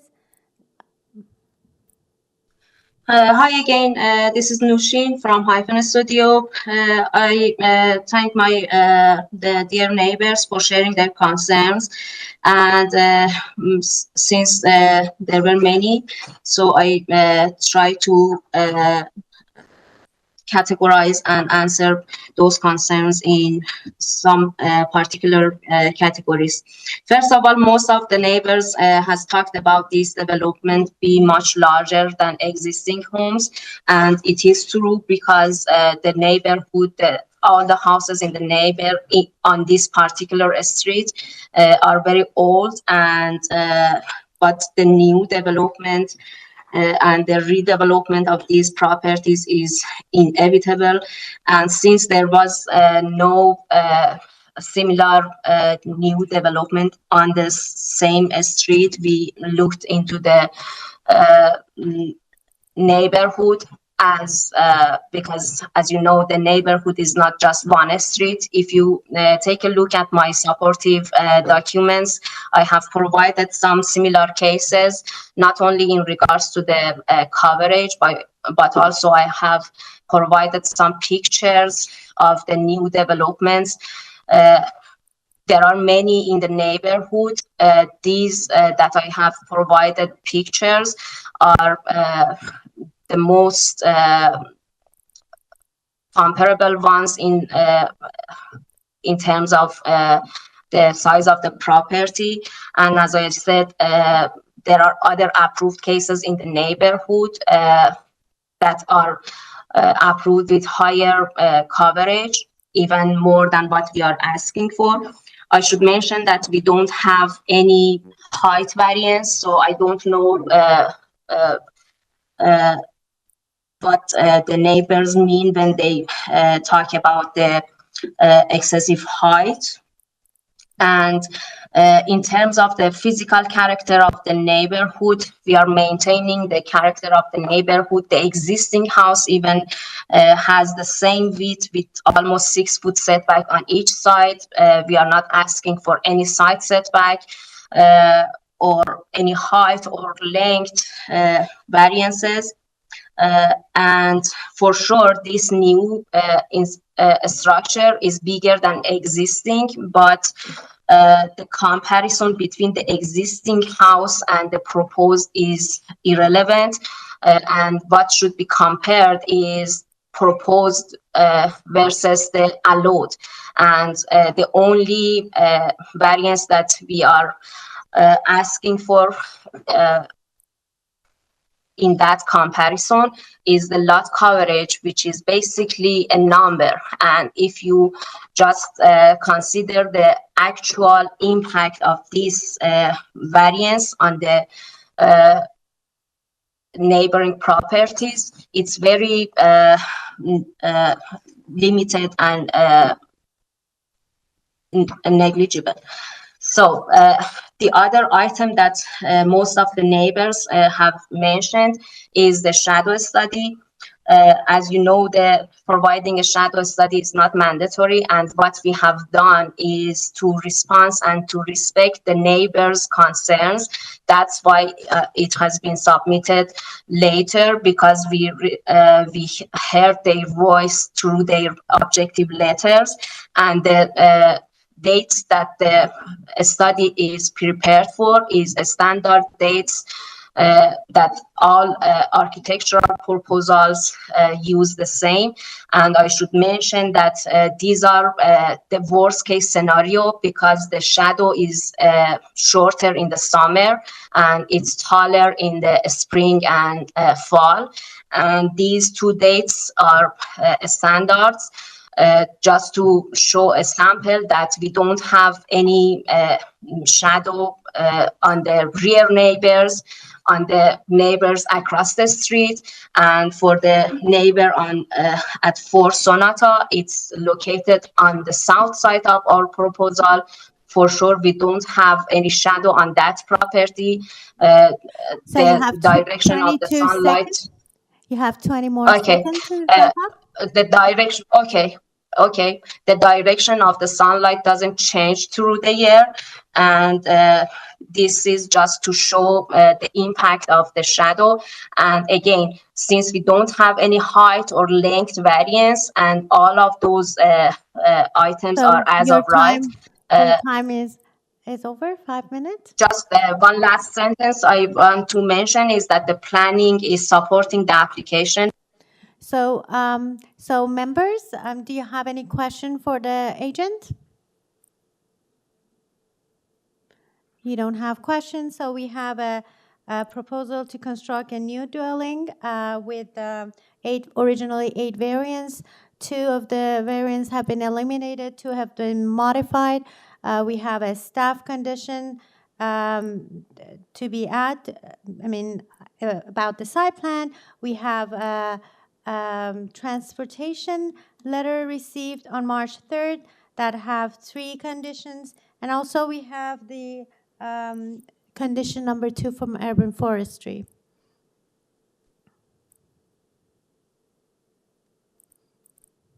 Yes, Ms. Manning. Through you, Madam Chair, I'd like to make a motion to approve this application, subject to the following changes. Variance number 2, changed to 35%.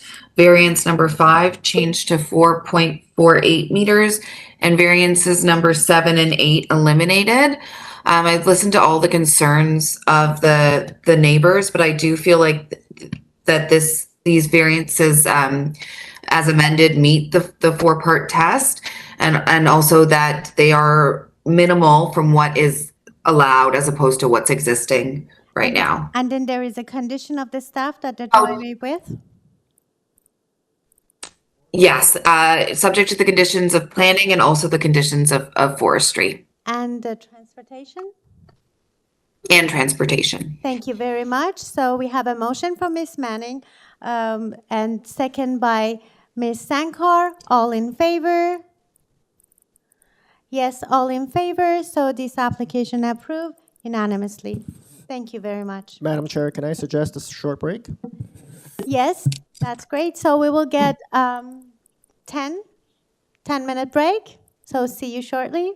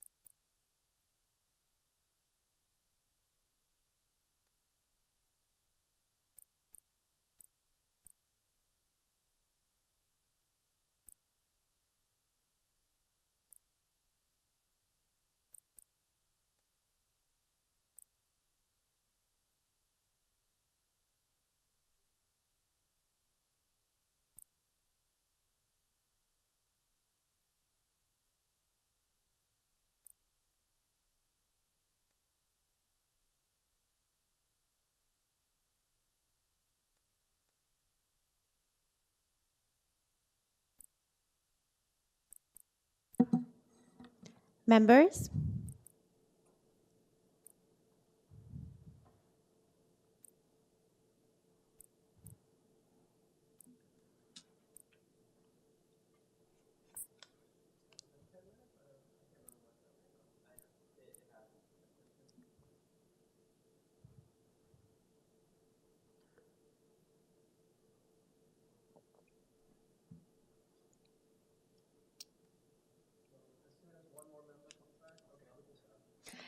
Okay, the next application is application number 5. It's 50 EDGECOMBE Avenue.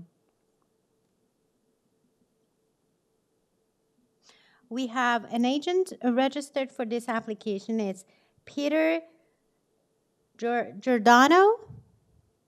Good afternoon.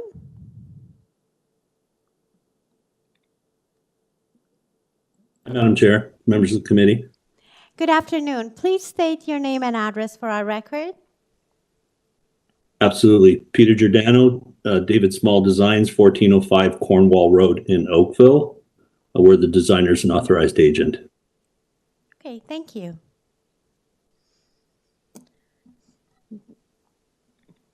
Do you want to do a presentation or you want to have a comment before we go to Yeah, please. I do have presentation material, Madam Chair. If I know it's been a long morning, so I promise to keep it brief. If I could ask the moderator to go straight to slide number 2, please. So we're here today asking your consideration on 4 variance items. Having lived in this home for over 36 years, our clients approached and spoke to many of their neighbors.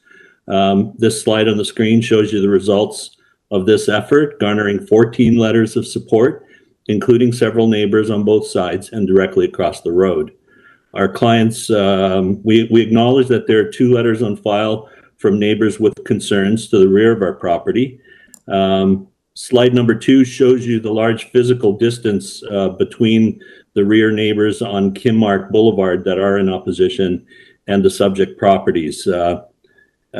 While 109 Kimmark is also screened by 8 large 12-foot tall cedars planted in the rear of the yard at our neighbor at 52 Edgewood. So they are 186-foot lots, both of them end to end. Next slide, please. Just a quick reference. Sorry, I heard something in the background. Just a quick reference here. This is an aerial topo showing the length of the property. Next slide, please. This is the proposed property mixed in with the neighbors, and I will point out that at the time of our topographic map, the home next door at number 48 was demolished for construction, and they are in the process of constructing a new home on that property. It also went to the Committee of Adjustments, so there are variance items that were approved for our neighbor at 48 on September of 2021. Next slide, please. So this is the right side elevation. What I want to point out here is that the facade that you're looking at is 14.9 meters long. So you'll see there are some concrete steps projecting beyond at the front of the property, and then the covered porch and fireplace at the rear of the property. The variance that we're looking for in building length is the total from the very front of that open porch step to the very back of the property. Next slide, please. Rear of the property, we tried to articulate it well, but it's just a 1-story addition, open with a couple of porches, support columns at the back for the porch. Next slide, please. Once again, this is the left side of the property. Even though our variance number for building length appears longer, this facade that you see here from the front of the 2-story wall to the back is 18.9 meters. Next slide, please. So here in this slide, we're showing you the the way that the lengths were determined. The blue arrows on the site plan show you items number 1 and 2, building length and building depth. One is measured from the very front step, as you could see, the one through the middle of the property to the very back. The other one, item number 2, is measured from a projected front lot line that projects to the back on an angle. So there's sort of an angled dimension there. Next slide, please. Would you please wrap up? You have 45 seconds. Yeah, I will. Yeah, absolutely. This is our as of right plan. So the as of right plan shows you that we are respectful of the amount of area that we're using on this property. I'll wrap up here. I know we have support. We don't have opposition from planning, I should state properly, but we do have support from transportation and from forestry. Slides preceding this will show you our variance items for building height that we believe to be minor in nature. I'm available for any questions. Thank you very much. Members, do you have any question? Any question? No question. So any motion? So Ms. Sankar?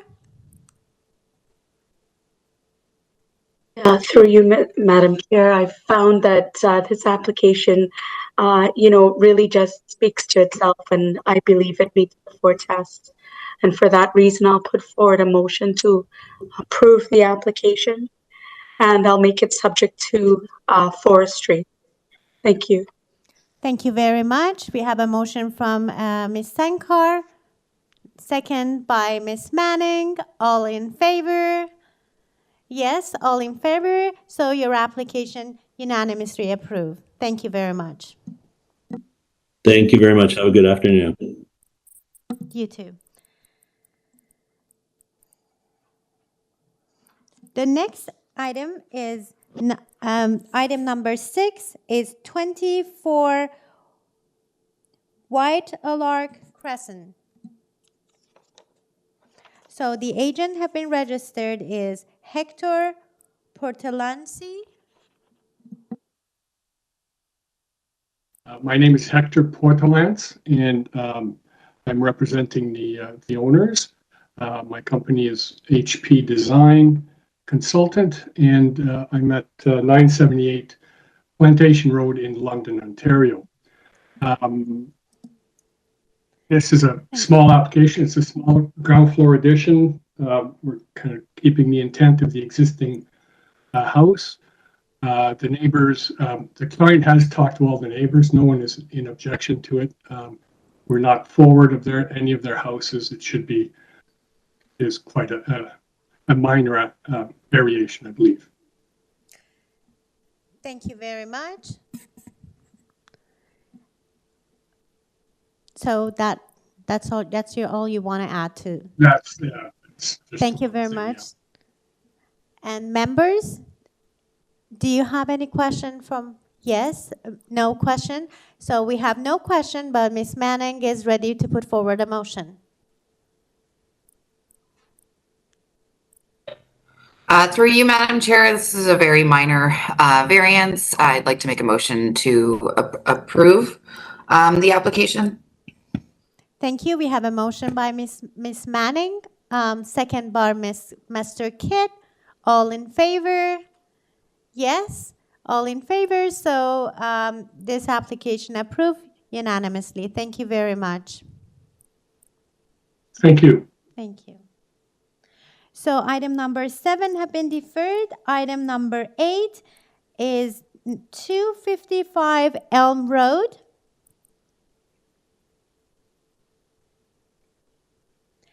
So the agent who registered is Matthew Frata. Sorry, I just. Good afternoon, Matthew. Sorry, I can't pronounce your family name. Yes, this is Matthew Frater-Cangeli, the agent of the owner. My address is 107 Gladstone Avenue in Hamilton, Ontario. Thank you.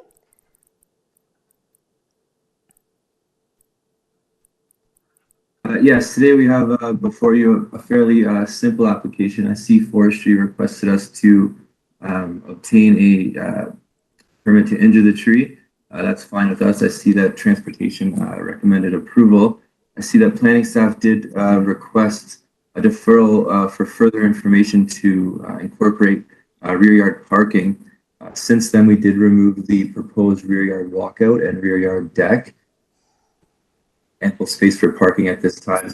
And we did receive an up-to-date notice just yesterday, noting that the only variance required would be the FSI variance. So I would motion today to remove variances 1 to 3 and only have variance number 4 for the FSI. And that would be for 0.953 times the area of the lot, where 0.69 times the area of lot is required.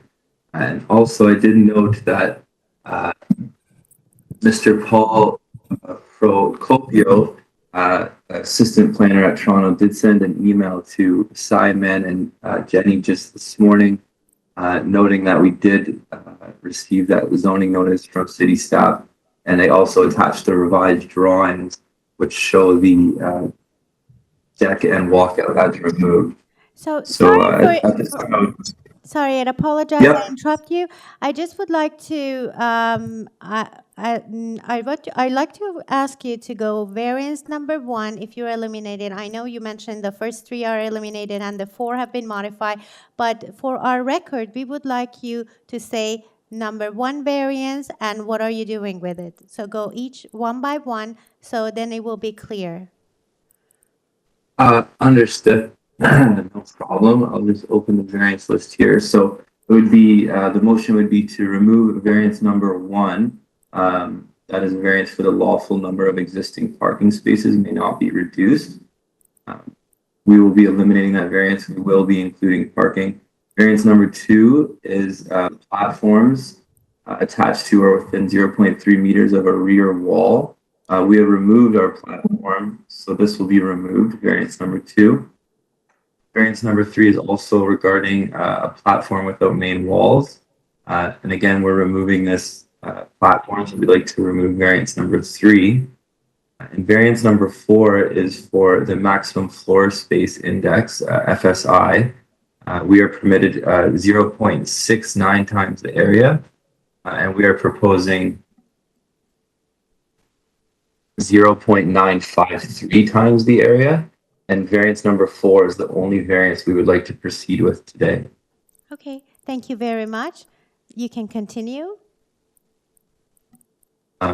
Yes, so overall, a fairly straightforward application. We believe it suits the character of the area. There's 2 large new developments, brand new, I believe, to the north. And I would just defer to the committee for any questions. Just a quick question regarding the transportation letter that we received on March 3rd, 2023. Have you had a chance to take a look at that submission from transportation? Yes. I did note that the overall recommendation was approval. I just did have it open here.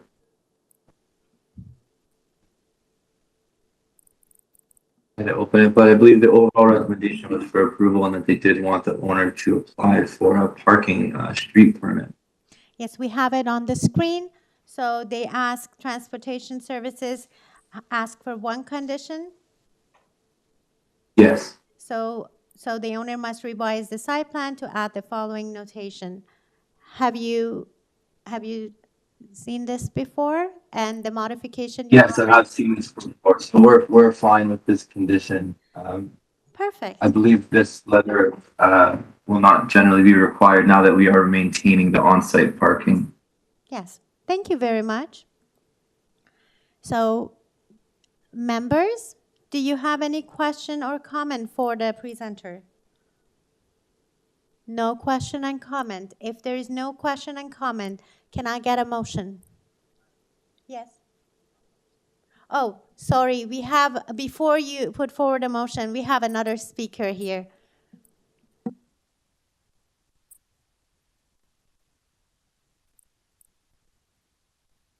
So the next speaker which have registered is Felice Lambermont. Good afternoon. Hello, Good afternoon. Please state your name and address for our record. my name is Felice Lambermont and my address is 253 Elm Road. Yes, thank you. I actually have no comment. You have no comment? Okay. Correct. Thank you very much. You noticed that the applicant already removed variance number 1, 2, 3 and modified variance number 4. Yes, I see that. Perfect. Thank you very much. So, members, you listen to. Okay, we have a motion from Mr. Kidd. I have a question, if I may, Madam Chair, for the agent. I'm just looking at the planning staff report here. And it says, with regard to the changes that the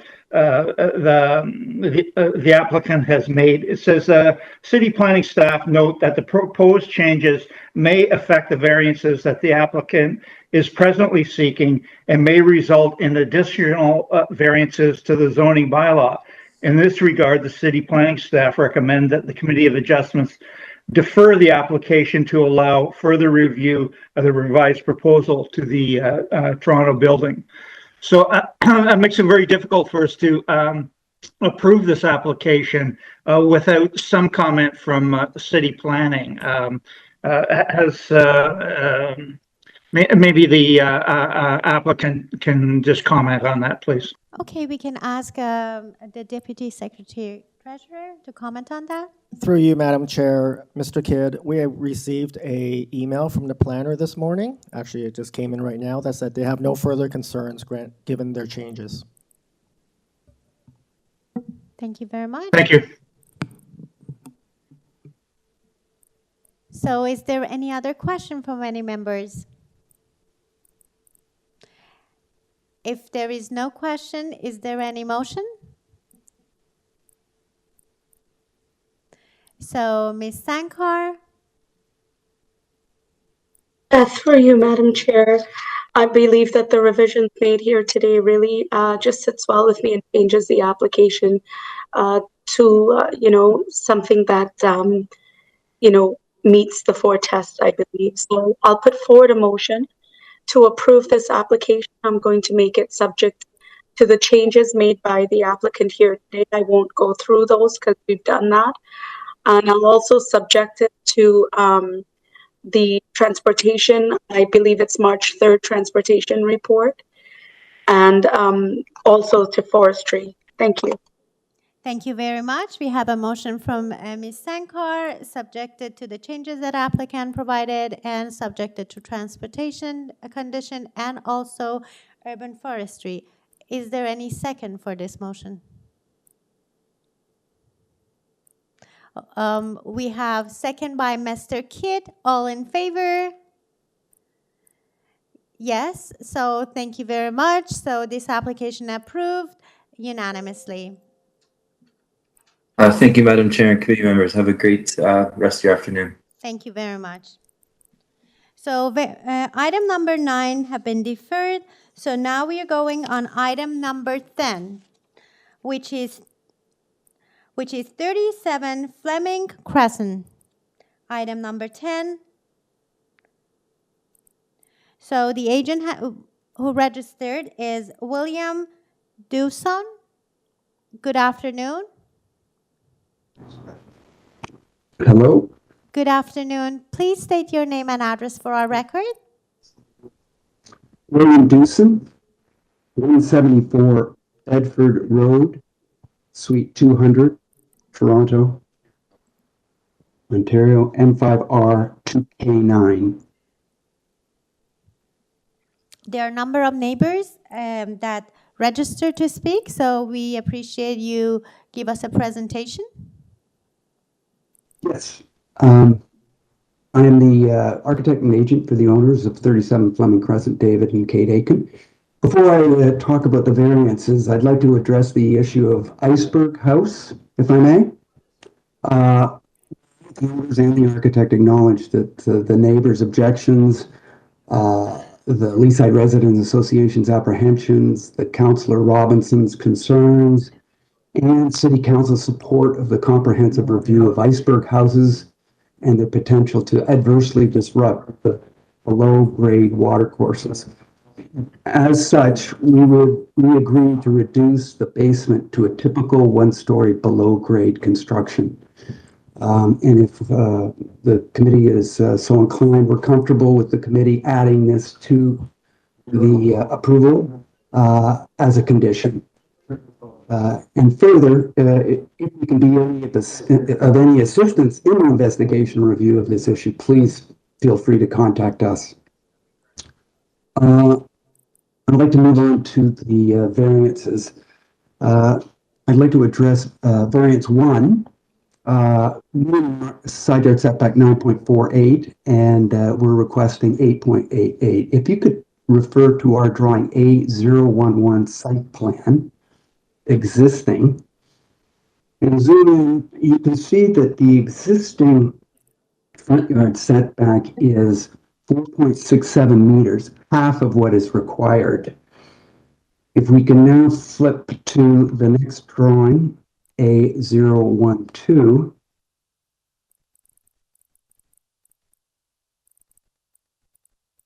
our proposal brings back the front facade of the building to the required 9.48 meters, other than a 0.6 projection into the front yard setback to allow for the garage depth.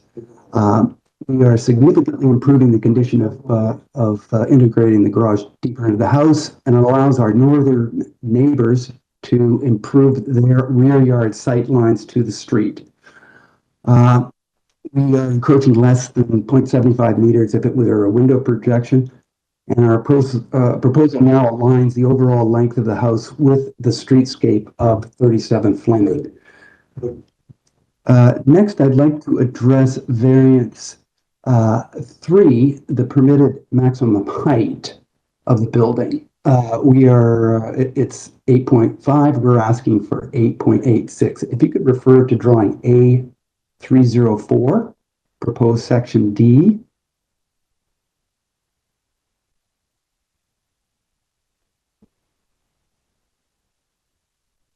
Okay, next slide. Please down further, please. 04304. Yes, and you could zoom in on that. Our neighbor's house to the right has been granted a variance. It's currently constructed at 8.86. We are meeting that construction height, or that we're requesting that variance. You notice that our ground floor is above grade at 0.78 meters, well below 1.2 meters. The ground floor ceiling height is 9 feet 1 inch, very moderate. Our second floor ceiling height is 8 foot at the sill height, all very reasonable. We've taken advantage of that extra, if we may have that request, to increase the angle of the solar array for maximum energy gathering. Finally, I'd like to address variants 5 and 6, the required minimum side yard setback. If you could refer to drawing A012, the site plan proposed again.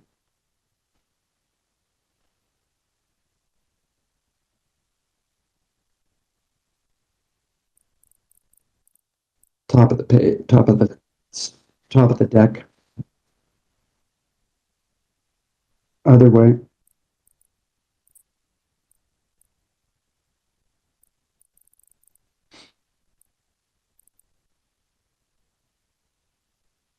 Sorry. All the way to the top, please. A012. I'll talk about it while you're finding. Section 10. We're asking for 0.6 meter setbacks for proposed window projections. Section 10.546 of the bylaws permits encroachments of window projections into a minimum side yard setback up to a maximum of 0.6 meters if the window projections. Sorry for interrupting Oh, no. you. Your 5 minutes is over. If you have any other quick comment. We're asking for this variance to remove the requirement of a window, 50% of the window facing our neighbors to the north to not to compromise their privacy. We can listen to the neighbors, and you can come and answer their concerns. Thank you very much. Okay. Thanks. So the first person who registered on this application is Ken Howling. Good afternoon.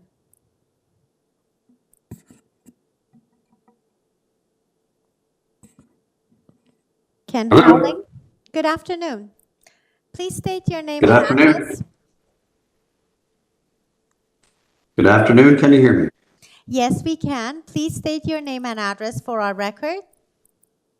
Yes. Hello. My name is Ken Howling. I live immediately north of this property at 43 Parkhurst, and perhaps this is we were just down from the corner, so we are probably towards the middle or back half of 37 Fleming.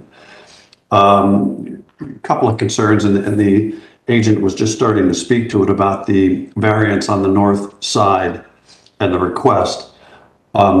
Well, the code calls for 1.2, and while they're asking for 0.6, which in my view is not minor, it's a 50% request. I don't think any of us would want to lose 50% of our hair or 50% of our salary. I think we would argue that's not minor.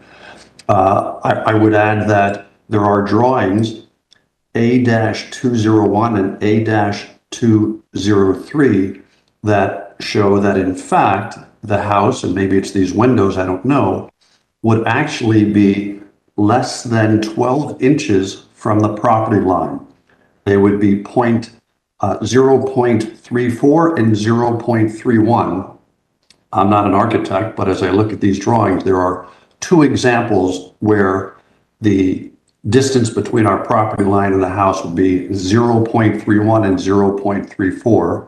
And if you take that up 2 stories, that dramatically impacts our light, our enjoyment, our privacy, perhaps even water runoff, smell runoff, and those types of things. So, you know, I do not feel that going from 1.2 down to 0.34 or 0.31 is minor in nature at all. So I do have concerns. I was also asked to read a letter from the Leaside Residents Association, which mirrors some of my comments with respect to the variances not being minor, that it is not a desirable or appropriate development or use of the land, that the city's zoning codes and bylaws should be maintained, and that no changes shall be made through rezoning, minor variance, consent of other public action that is not in keeping with the physical character of the neighborhood. Don't know if anybody on the committee is familiar with Leaside, but this home is not in keeping with that type of neighborhood. So I guess my biggest concern is, as a northern neighbor, the proximity of the house and or roof line. I don't see 1.2 going down to 0.31 or 0.34 as being a minor variance or request. Thank you very much. So any more comment? Okay. Panel member, do you have any question for this neighbor? No question. So we will go for the next person who registered. We have 2 people registered under one address. So I call both name, and I would like to ask them if they want to talk together or they want to have their own timing. The first name is Olenka Baron and Gabriel Baron. Good afternoon. It's Gabriel Barron. I will speak for 9 Fleming Crescent. My wife, Alenka Barron, is listening and is the owner of the property. I live at number 9 Fleming, which is approximately 10 houses south of the subject property. And through my neighbors, Ken, who just spoke, who, informed us of the variance application, we had no knowledge, but for the good grace of our neighbors to share with us the change. And I will state I'm in full opposition of what's being proposed and in full support of our neighbors. The reason for this, let's start with the fact that it sounds like the agent is looking to make modifications to the application sort of on the fly. New to this process, I had listened to the committee at the outset. It said, the venue to make changes is generally not this sort of a venue. And if changes are desired, that, they should be submitted with neighbors given appropriate time to comment. And so, I'm certainly feeling left unable to give a reasonable view if changes are being made without an appropriate amount of time to review it. But I'm going to keep this brief and go to one area. When we look at, the 4 tests, one of them being is the proposed variance minor. In my opinion, the variances requested are anything but minor. I'm going to go back to this concept of the 0.6 meter north sort of distance between the structure and the property line. While I get we're a metric country, let's put that in perspective. That's 2 feet. I don't know if anyone's tried to walk down a 2 feet corridor. Doesn't exactly, leave much space.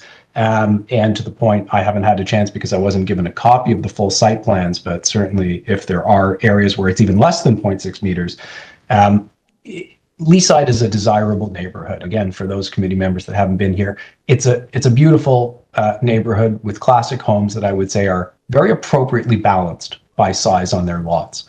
I'm 41 and have lived here for 10 years. My children were born here, and really I hope to be here for another 40 years.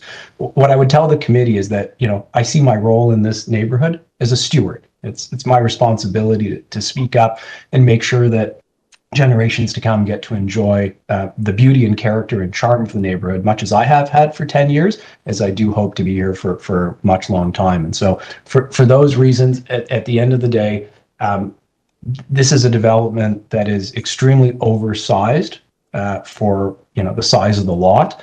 The variances that are being requested, again, are material. While I recognize that there's the need for development and progress, the whole point of this process is to make sure that that is balanced and moderate, and as many other submissions for properties have come, that we are not setting an unreasonable precedent, because the choices we make today permanently impact the implications for future development. For that reason, I would request that the committee, at a minimum, either defer the judgment to allow, for changes, or outright reject those that have been made. Thank you very much.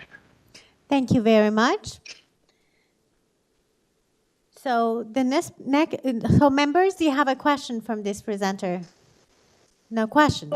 Okay, the next person who is on our list is Lisa Lambert. Madam Chair, I've been advised that Lisa will not be participating at the hearing today. Okay, thank you very much. So Lisa will not be here. So the next person is Chris Luca. Good afternoon. Chris Luca? Hello. Good afternoon. Can you hear me? Yes. Hello. Please state your name and address for our record. My name is Chris Luca, and I'm also speaking on behalf of my wife, Mila Tomasi Luca. We live at 41 Parkhurst Boulevard. Yes. Thank you. Okay, so we have lived in that location for the last 27 years, since 1995, and our house is located directly north of the house at 37 Fleming, with our backyard abutting onto the side of the lot in question. It should be noted, I think, that this lot includes the land that was once used as a laneway behind the house of Parkhurst Boulevard, and which has been closed and added onto the lot of 37 Fleming. So it is in fact a wider lot than originally zoned for historically. While we have lived with that existing building, partially existing on the previous laneway, there are concerns relating to variances 3 and 4 for the height and the length. For variance 4, I submit that the length of the building can reasonably be challenged on the basis of the bulk and the overshadowing for more hours of the day for myself and at least 3 of my neighbors. While the new structure is being located on the south side of our houses on Parkhurst, we are very limited in the amount of sunlight we receive, with the building located directly south of the house, and it makes the gardens for the houses at 39, 41, 43, and 47 Parkhurst shadier for more hours of the day. There is no 45 Parkhurst. In other words, the building's envelope is much bigger and bulkier than what exists at the present time. If there was another house on the north side facing onto Fleming, it may not present an issue, but the house looms over the modest private open space that the 4 houses on Parkhurst that are closest to the corner, and we don't think is appropriate for the structure. For variance 3 on the building height, our concern is related to the continuous row of windows facing north on the side of the proposed building. These windows run the entire length of the new structure, a structure which is already longer than permitted by current bylaws. These windows would also project light into our yards in the evening, not unlike a bank of windows would in an office or commercial property. These windows, as they are presented, are really clerestory windows, which are considered innocuous in that they're only for light. And we would propose that a row of clerestory windows that were only half the height facing north would allow for plenty of daylight into the house, which is what their function actually is. I also submit that the resulting variance in the pitch of the solar panel roof by decreasing the height of these windows would be minor, since the panels are currently already south-facing. These changes, and I think, should allow the proposal to fall within the zoning bylaws of the 8.5 meter maximum building height. We respectfully urge that the Committee of Adjustment to measure its discretion in these variances. That is the fact that these variances are not contributing to the public good in any particular way, but are intended only to maximize the use and enjoyment and exchange value for the owners of this private dwelling, and not for the public good. Those are my opinions on and our objections. Thank you very much. Members, any question or comments? No comments from members. We have the next person on the list is Robert Ellis. Good afternoon.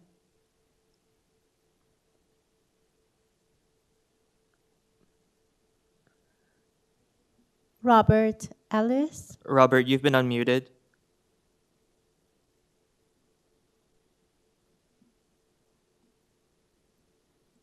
Robert, if you're speaking, we cannot hear you. Please disconnect your audio device and reconnect to the call. I guess we can go to the next. Okay, the next person is Leslie McKinley. Good afternoon, Leslie. Hello, can you hear me? Yes, good afternoon. Please state your name and address for our record. My name is Leslie McKinley, and I live at 43 Parkhurst. I just want to clarify that I've just had a medical procedure on my throat, so my voice may be shaky, and it's not the computer. So I hope you'll be patient. I have lived with my family at 43 Parkhurst since 1995. We have our official addresses 43 and 45 Parkhurst. We have a large property, and like most of our neighbors, have a building that is consistent with the neighborhood. We didn't try to overbuild or extend too much. And we would like our neighbors to do the same, not to try to create what happened in Vancouver by creating these mansions that take up every piece of land, because frankly, the owners go away on weekends, but most of us here do not. So we need our backyards. We need our enjoyment of property. The plans call for a very large house, and I would add, they've also added a coach house to the back of the property in their plans. Leaside is a community of older homes where new builds try to blend in, and this home does not. My major issue is with respect to size. We did reach out to the owner asking that they confer with us to try to, we want to be cooperative, and we know development is inevitable and not, not a terrible thing, but they chose not to respond. Some of the measurements are confusing. We're talking about a 0.6 variance to the north, but as Ken Helling indicated, some of the measurements suggest it's as low as 0.31, which would allow snow and rain to fall into the properties behind. I have a general comment that development in our neighborhood continues. In the last 2 to 3 years, people continue to ask for more, and that becomes the new benchmark. It's as if the bylaws don't exist. And I would ask respectfully that the committee try to enforce the bylaws in this case because they make sense. They continue to make sense for this long, skinny property. My specific issues are with respect to height, and very importantly, I have a massive tree in my backyard. It is about twice as high as my house, and I contacted the city, and apparently it is 5.8 meters from the property line, and it requires 6 meters. So our tree does not get tree protection, and yet I have an independent report provided to me this morning by an arborist, a well-known arborist in the city, and I can provide this to the forestry department. And they recommend that an expert in hydrology and drainage be involved before any plans be approved.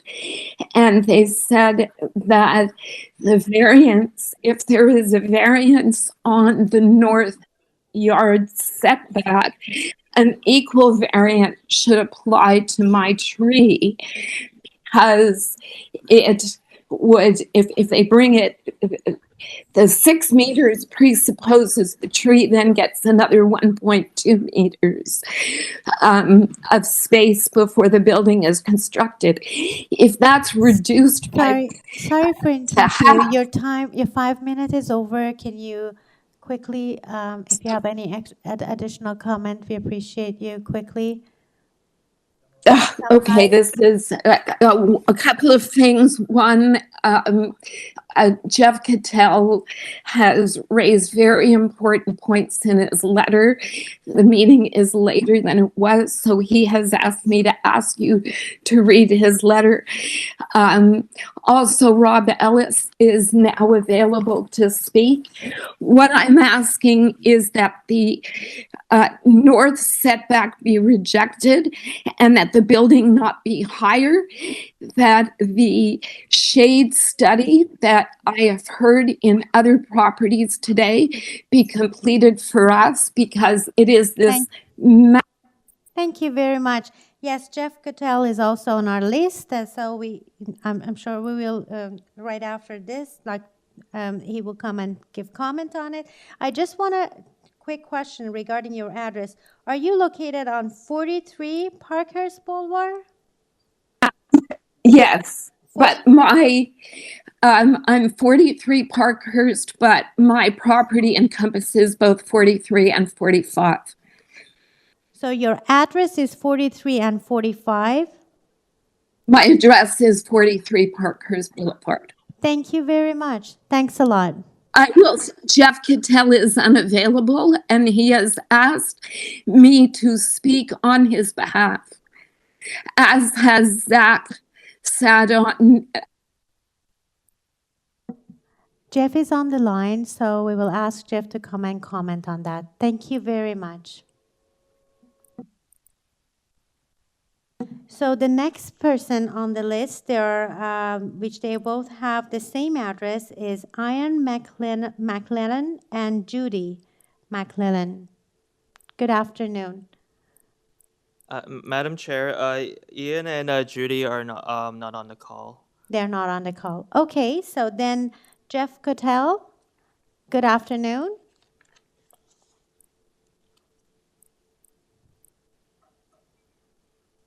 Good morning. I am available briefly now. Good afternoon. Could you please state your name and address for our record? I'm representing the Leaside Residents Association, and I was on a call with city planning on another issue, so I apologize for not being available earlier. I'm going to be very brief. The residents have done a great job in identifying their concerns, which are several, and we would support those concerns, as does the councillor, Jay Robinson. And she's also written in opposition. There are 7 residents' letters on file with respect to this application. The concerns are the number of variances, 6 in total, the magnitude of the variance is related to excessive lot coverage, height, and the deficiency in the setbacks. In addition, the application as presented included a so-called iceberg home with double-depth basement. I wasn't party to the earlier conversation as to know, in fact, what the status of that. It was said that was going to be withdrawn at the hearing. So I don't know if that has been or not, but the point here is that this is a very precedent-setting application.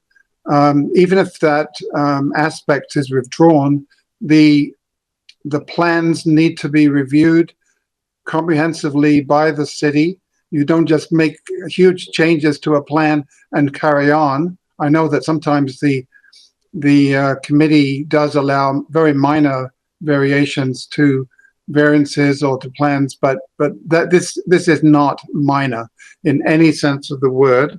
And so we would recommend, like the previous presenters, to defer the application, to have a proper application, to have proper discussion with the neighbors, or just reject it outright.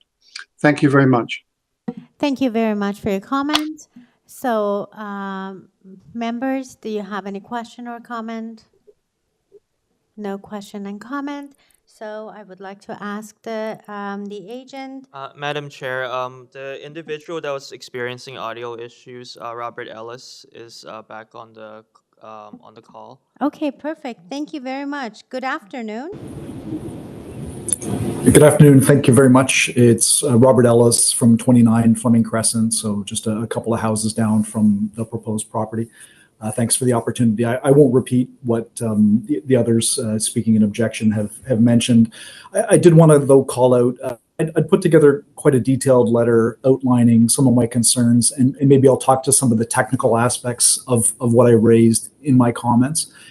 And that goes to the fact that I think what has been put in front of committee is actually an incomplete and misleading presentation that's been provided to you. As I flagged in some detail in my letter, there are a number of things that I think are clearly misleading based on what has been put in front of you. One of the most specific and significant ones is that even in the applicant's own materials, they indicate that the length of the home in question is over 19 meters, 19.23 meters. That is not reflected in the variance request, which is listed as being 17.7 meters. That 6-foot difference is quite significant for all the reasons that the immediate neighbors have mentioned, right? This is an absolutely massive house. Right next door to it, there is a very new construction that was placed. This proposed home is substantially larger than even it. That was a groundbreaking development at 35. What's being proposed at 37 is even larger. So one, I think you've got a very technical difference where neighbors should have been notified about that massive difference going from 17.7 up to 19.23. But more significantly, the other piece that is very misleading about the application is the fact that every single exemption that could be claimed with respect to the impact of this building on the surface has been claimed. So claiming exemptions with respect to outbuildings, patios, decks, all that has not been fairly represented when it came to comparing it to the existing building. For the existing building, they expressly excluded things like,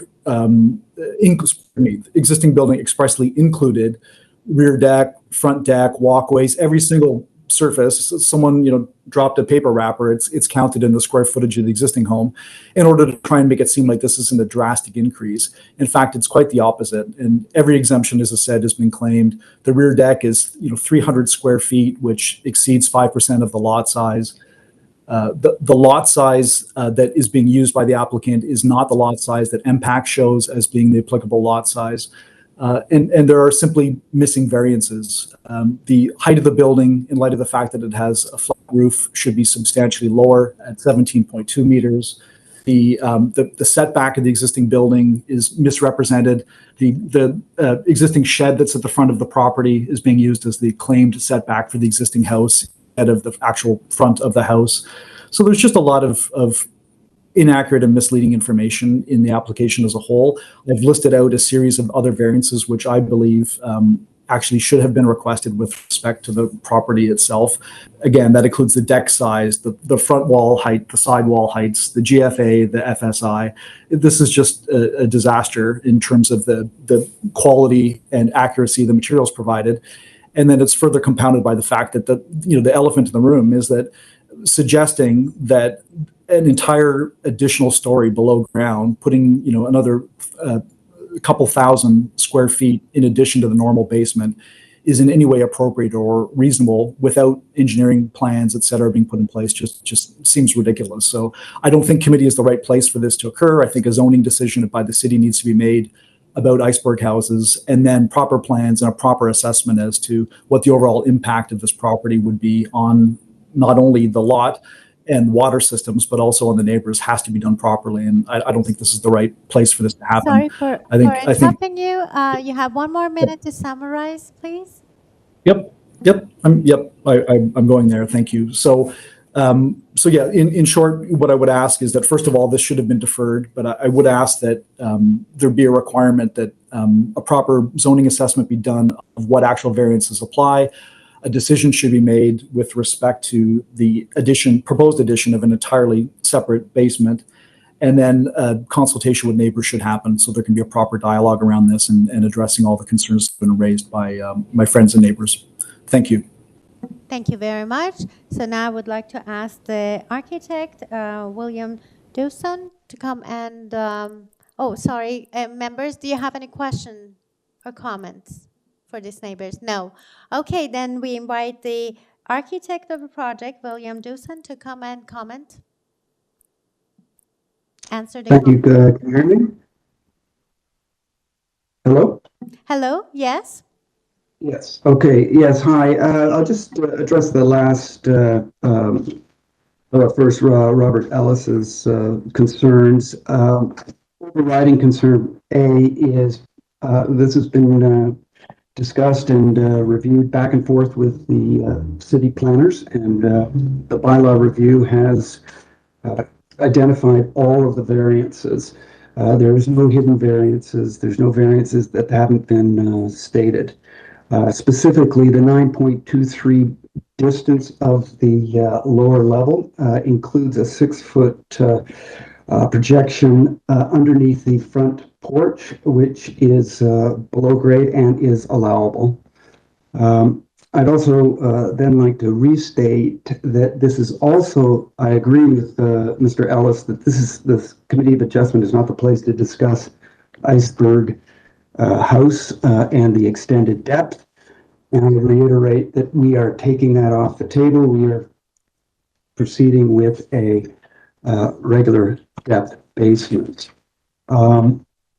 The next contentious issue, I think, is really the side yard setback, particularly on the north side. If you could go to drawing A201, I'd like to address that.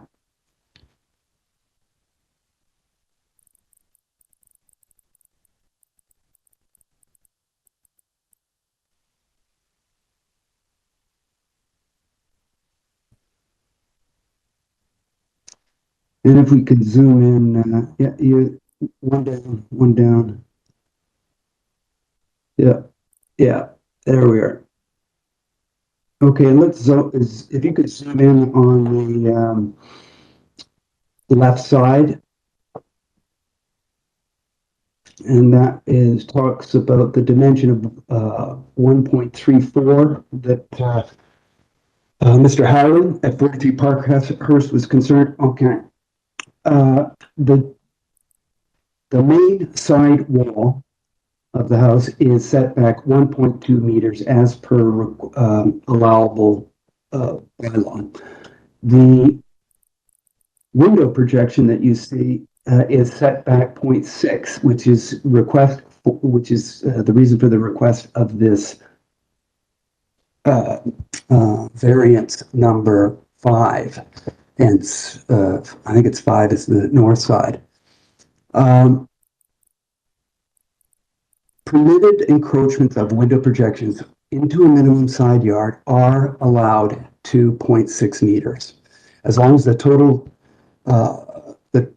window projections do not occupy more than 30% of the width of the side main wall and are no closer to the lot line than 0.6 meters, which this window projection complies. There is an internal addition to this bylaw by the zoning examiners that 50% of the face of the window of this projection needs to be glazed in order to meet this exemption. If we put 50% window into that side yard window, and if you could go to the next drawing down. And you have around 1 minute left. Please summarize. Right, if between grids D and E, you would be having a window directly opening to the northern neighbor, compromising our privacy. Well, if we did put that window in, this variance would disappear, not be required. Also, the planning department staff report does support and state that this side yard setback is manner appropriate for development and meeting the intent of the official plan as submitted. Our southern neighbor at 35 Fleming Crescent is supportive and has submitted a letter of support for our proposal and has no problem with the side yard projection on the south side. I'd also like to submit to the committee, particularly Leslie, that the existing house is set back 0.77 meters from the side yard. We are actually increasing the side yard of our north side, giving more breadth and width to that tree. And we will also be, of Mr. course, Joseph, please, complying to all. would you please summarize your time? Your 5 minutes is finished. Could you please quickly summarize? I summarized that If you have any other further comments, your 5 minutes is over. We can listen if there is any further comments. There's no further comments. Okay, so So we will ask members if members have any question for the presenter. No question. We are having an application for new construction with 6 variants. We have a letter dated 15th of February from city staff. They want one condition to be attached to this, which is the north and side setback be developed in accordance with the site plan drawing attached to the report. We have no comments from. We have no condition from urban forestry, and a letter from Councillor Robinson. Any question, comment? Okay, Mr. Kidd? Yes? Thank you, Madam Chair. I feel persuaded by the arguments presented by the agent, and also given the fact that the city planning staff are in support of this application. I'm gonna put forward a motion to accept, subject to the condition that the north and south side yard setbacks be developed in accordance with the site plan drawing attached to the planning staff report dated February the 15th, 2023. Thank you very much. We have a motion from Mr. Kidd. Anyone second it? Seconded by Ms. Sankar. All in favor? Yes. Thank you very much. Yes, your application unanimously approved. And thanks.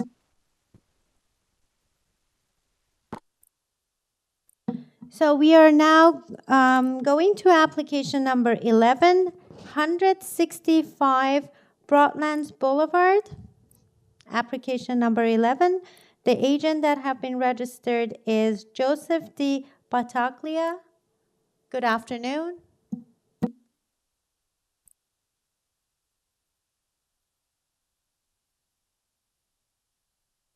Madam Chair, the applicant, I believe, has dropped off the call. Or sorry. Sorry. I muted a Joe on the call. Good afternoon. Here. Oh. Good afternoon. Hello. Good afternoon. Please state your name and address for the record.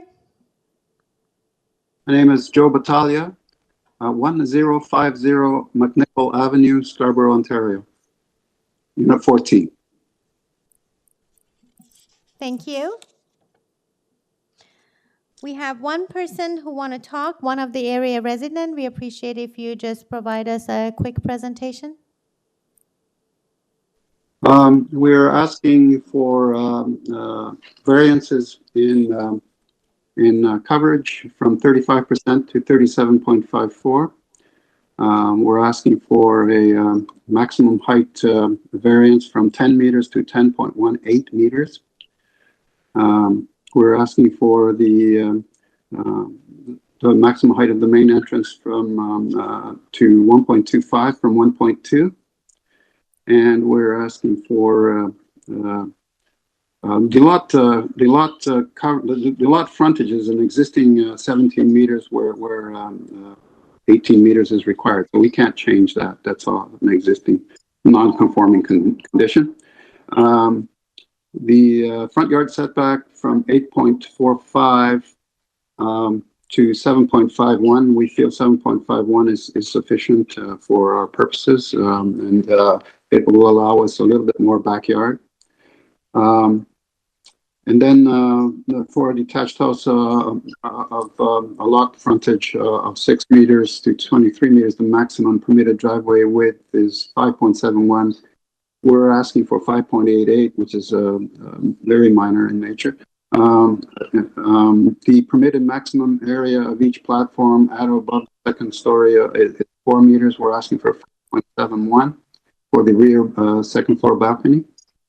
And the parking space size from 5.6 required to 5.3 in the garage. So we think that these variances are minor in nature and in keeping with the 4 tests of the plan act. And we ask that this requested variance be approved. Thank you. Thank you. And then I just want to draw your attention that we receive a transportation services report dated March 1st, 2023. Have you had a chance to take a look at that report? I did not get the report. You have not? So we have a report from transportation dated 1st of March, 2023, and they have some comment and concerns. Okay.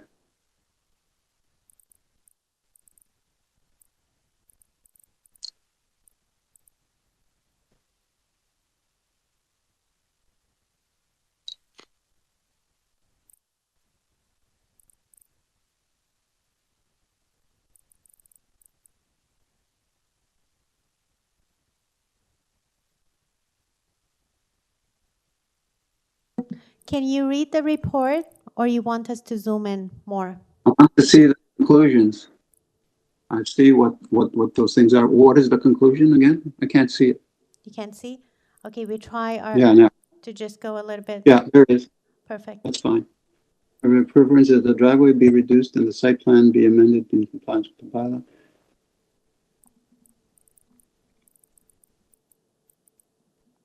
Okay, so they have no objection for the 17 centimeter difference. And variance number 8. Where is variance? Well, if I don't think changing from 5.6 to 5.3 is going to adversely affect my client's layout. We would like to go to 5.3, but if that's going to be something that's going to cause this application to be not be approved, then we will revise our design to make it 5.6 inside the garage space. So we can't decide on your behalf, but if there is any modification you want to do to the variance, if you want to change, so you can do so. Madam Chair, I think he's trying to. I'm saying we can go to 5.6. It's not going to make that much of a difference. That's why I consider that a minor variance. But you know, I don't want to cause this application to be refused because of something like that. Okay. Madam Chair, I'm not clear if he's leaving it or deleting it. Are you leaving any of the variance, or you're deleting or modifying? We will delete the variance number 8 to cause it to be 5.6. Okay. No problem. So variance number 8 deleted? Yeah. Okay, thank you very much. So we have one of the area resident registered. Is there any question from our panel member from the applicant? Oh, there is a question from Mr. Keith. Yes? Thank you, Madam Chair. I'd like to have the agent respond to the Toronto urban forestry report that is asking us to deny variance number 5 and 6. Okay, no, I didn't get those, but the required minimum front yard setback is 8.56. Well, they're just putting it up on the screen there now. Yeah. No.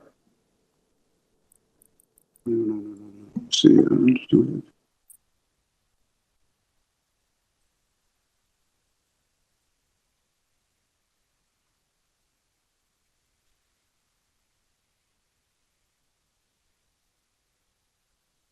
Well, deny variance variance approval will require removal of one healthy other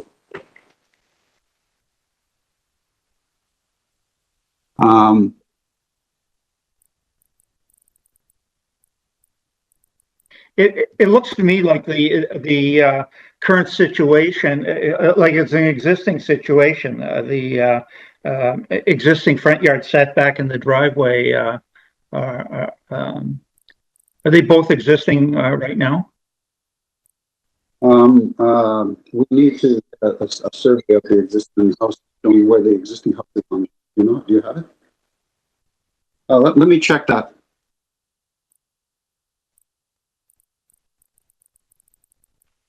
that may be so.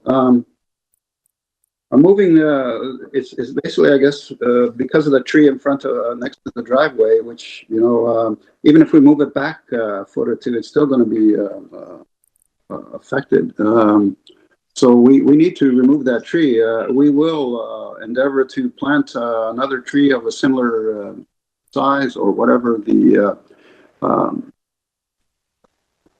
urban forestry will require in us to be able to remove it. I believe they have some certain formula to do that, and we will try to accommodate that kind of substitution.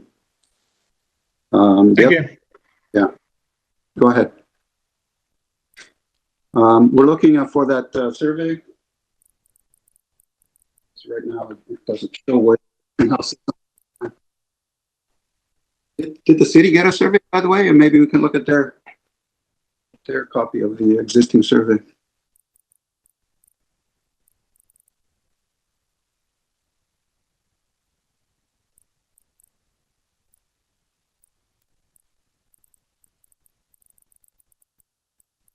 Okay, we're getting a survey now, even as we speak. Yeah, that tree is quite large, and we will be willing to plant another tree of a similar type somewhere on the site as part of the approval, if it's okay with urban forestry.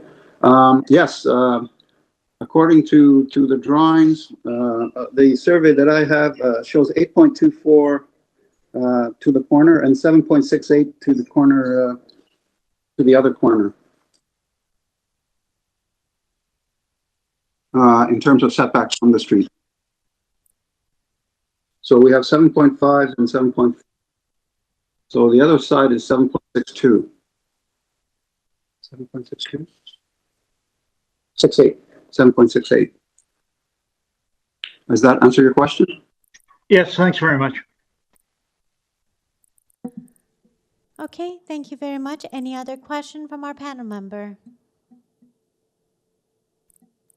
No question. So if there is no question, so we are having an application for constructing a new. Okay, hold on a second.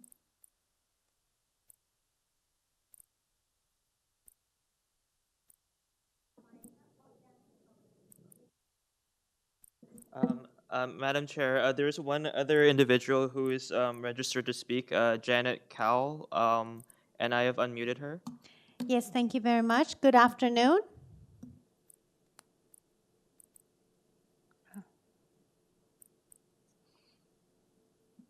Janet, you've been unmuted. Hello?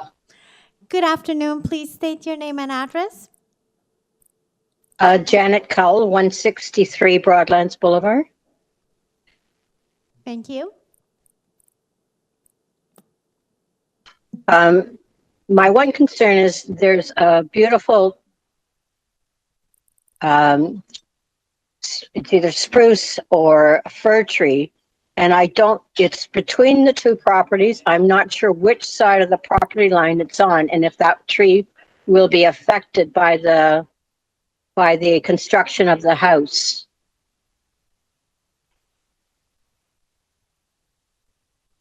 Okay, we can ask the applicant come, the architect, and come and provide you some answer. Is that the only concern Yes. or comments you have?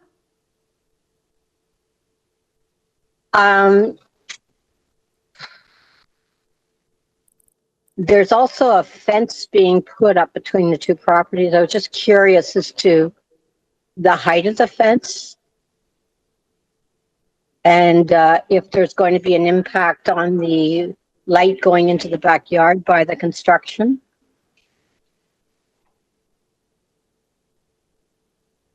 Okay, thank you very much. So we will ask the architect to come back and address those concerns.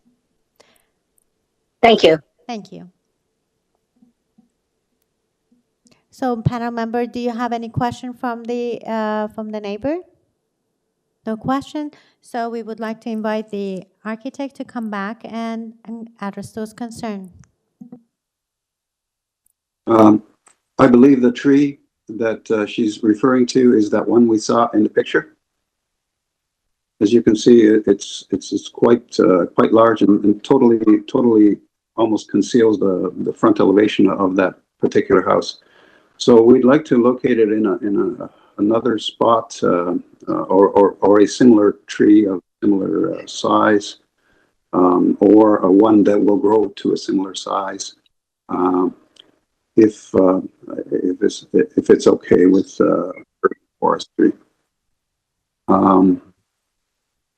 So yes, that tree would definitely be affected by the construction, and we would like to replace it with a similar tree.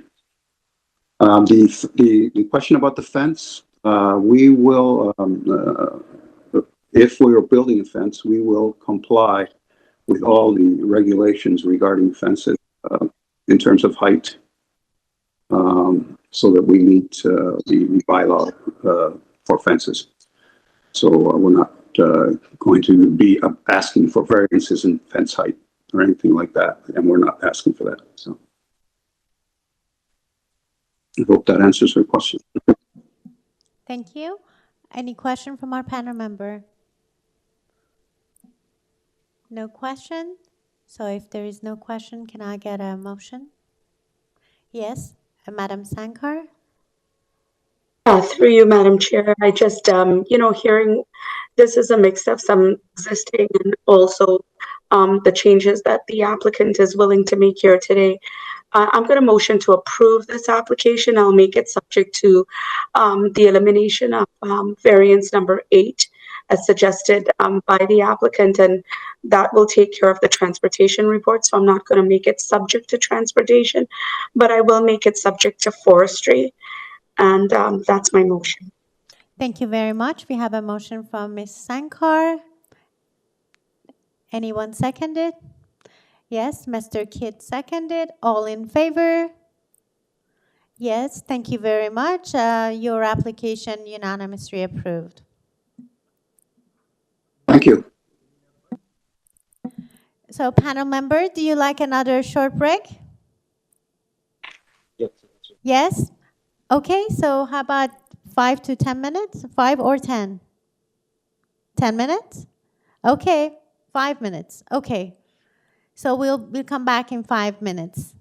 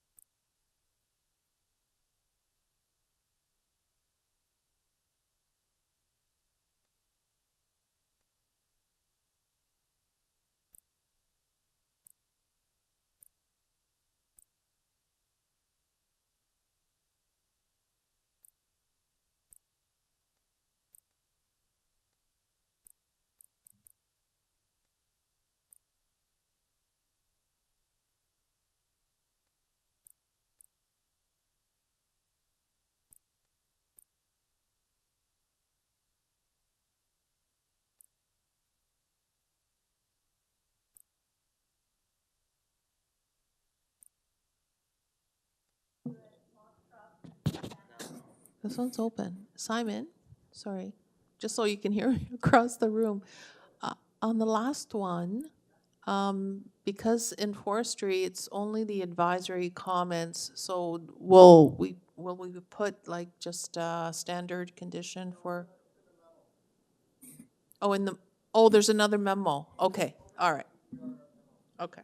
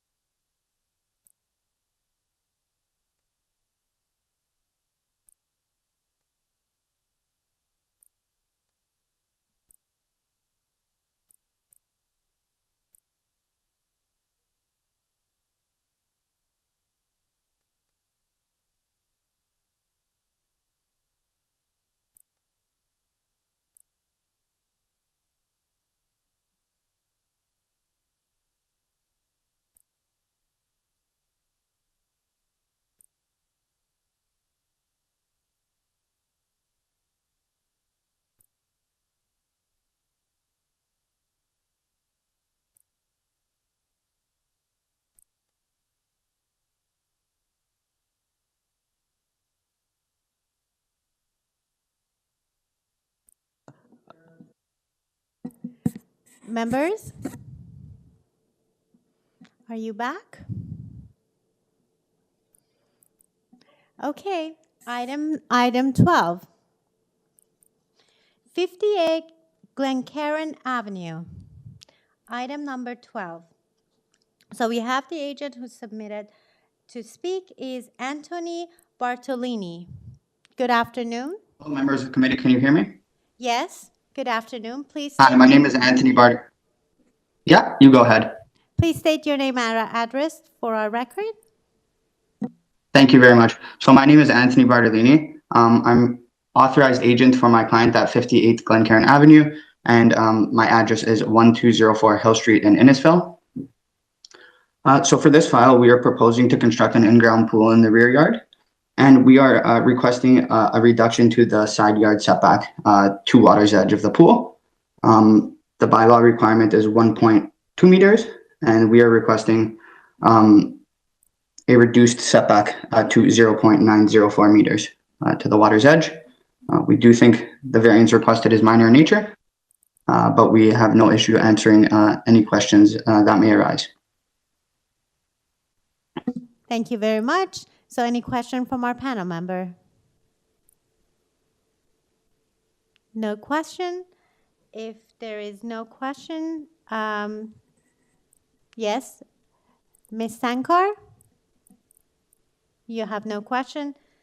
Okay, any motion? Yes, Ms. Sankar? Right. So I'll put forward a motion. I think that this is self-explanatory to me, and I do accept, this proposal. And so I'll put forward a motion to approve this application, and I'll make it subject to first reading. Thank you very much. So Ms. Manning seconded. All in favor? Yes. Unanimously, this application approved. Thank you very much. Thank you very much. Take care. So now we're going to application number 13. It's 11 SUNRAY Crescent. So the agent is Ida Evangelista.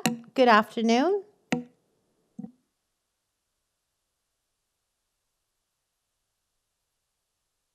Hello? Hello, good afternoon. Please state your name and address. Good afternoon, Madam Chair, members. Ida Evangelista, 53 Bentworth Avenue, Toronto. I have, would you like me to go through and do a presentation? Well, Just you have 5 minutes and you can okay. Provide us any comment or presentation. Yes. So I worked with planning staff regarding this particular application. They had concerns with the second-story rear balcony. That being said, we reduced variance number 3. The proposed rear balcony now reads 7.37 square meters. Yes. So, okay, so that's the variance that we have adjusted. We went through the remaining, and I'll explain to you. I did put forth a submission, which basically shows the variances that we are asking for. So this particular lot's an irregular shaped lot, and it's on the curvature of the road. So as you can see, variances 1 and 4, how it's measured, it runs perpendicular. The measurement has to run perpendicular with the curvature of the road, and it's taken from there. However, I would like to add our actual building length. So on the north, our actual building length is 17.5 meters. And on the south, our building length is 10.693 meters. So, because again, it is an irregular shaped lot, it is on a curvature of the road, it actually dictates the variances that you have in front of you because of how it does have to be measured. So now I'll take you to the front yard setback. So, which is variance number 4. So our front yard setback, we are asking for 10.92. However, if you see variance, yeah, perfect. Thank you so much. So you'll see that the 10.92 is on the northerly portion. However, as we move along the property, it does increase to 11.42. And then on the south, it increases to 22.72, which more than meets and is almost double what the requirement is. So now this particular property, we are asking for a prayer Zen yoga room up in the, it's all being, it's encapsulated within the roof of the home. We do not have a height for this building. We do not have a main wall height for this building.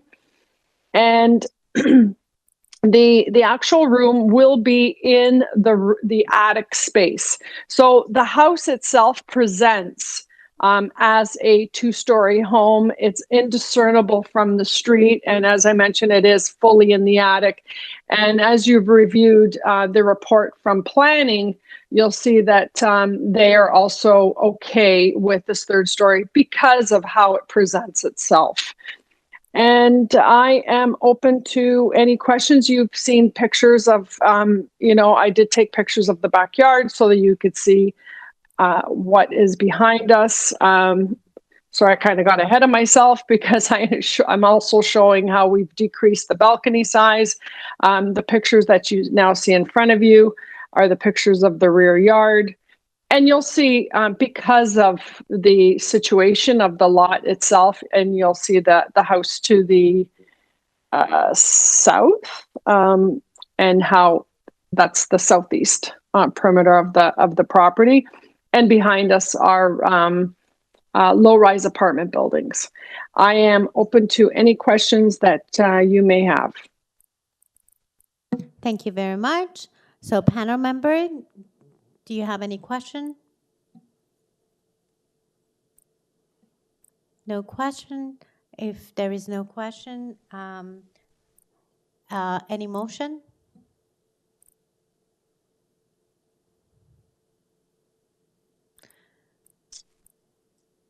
So Mr. Kidd, yes?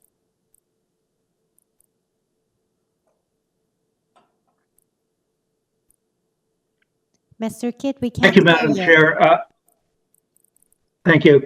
I think the proposal as amended is an appropriate development for this irregular lot. I'd like to put forward a motion to accept the application with the revision of variance number 3 to read the proposed area of the balcony at the 2nd story it changed from 16.75 square meters to 7.37 square meters. And subject to the condition that the proposal be constructed substantially in accordance with the front elevation drawings submitted to the Committee of Adjustment, date stamped as received on February the 27th, 2023, and attached as attachment 1 to the planning staff report, and also subject to forestry condition number 3. Thank you very much. We have a motion from Mr. Kidd, second by Ms. Manning. All in favor? Yes, this application approved unanimously. Thank you very much. Thank you. So the next application is item number 14. The address is 25 KIRKTON Road, and the agent is Richard Librash. Good afternoon. Committee, can you hear me? Yes, good afternoon. Please state your name and address for our record. Absolutely. My name is Richard Librack, 3414 Yonge Street. I am the authorized agent for this application.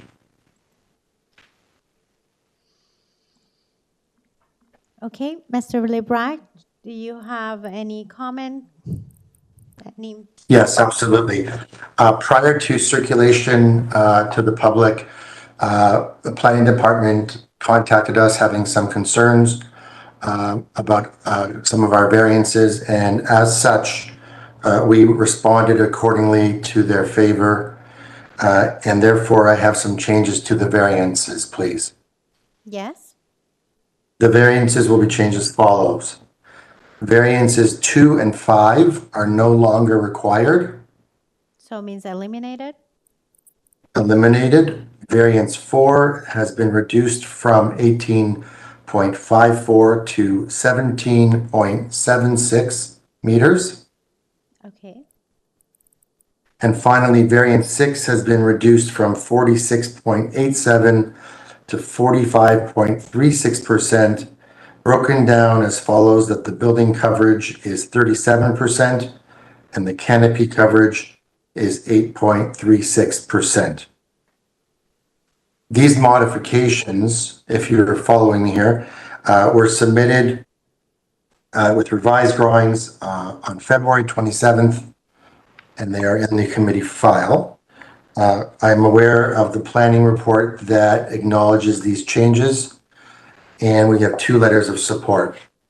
Finally, just by way of describing the proposal, if you have access to the site plan, you can see now that we have compliance on both side yard setbacks and reduction of length. The house is nicely situated with lots of space around it from the sides, front and rear. So therefore, I submit, unless you have any further questions, that this is an appropriate form of development for this neighborhood, and respectfully request that you approve it.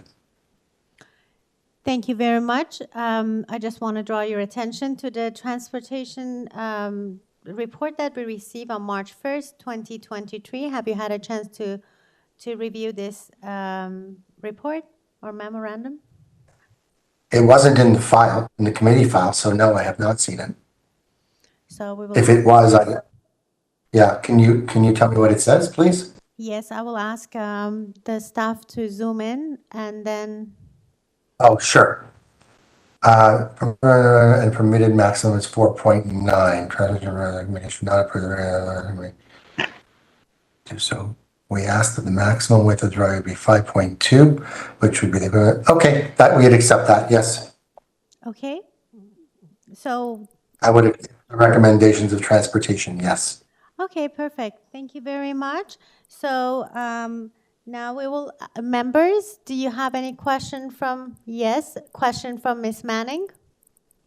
I'm just not clear on what the representative is saying, because transportation is recommending to refuse, but if it were approved, to reduce to 5.2. So what change is being made? Are you asking me, the applicant? Yes, that's a question for you. Mrs. Manning asking a question regarding the transportation condition, that if you accept that one, then will you want to modify one of the variants related to that? Oh, that's correct. Yes, you're absolutely correct. So variant 7 then would be reduced to from 5.49 meters width to 5.2 meters wide. In variant 7. As per transportation suggestion. As per transportation's recommendations, yes. Okay. Any other question?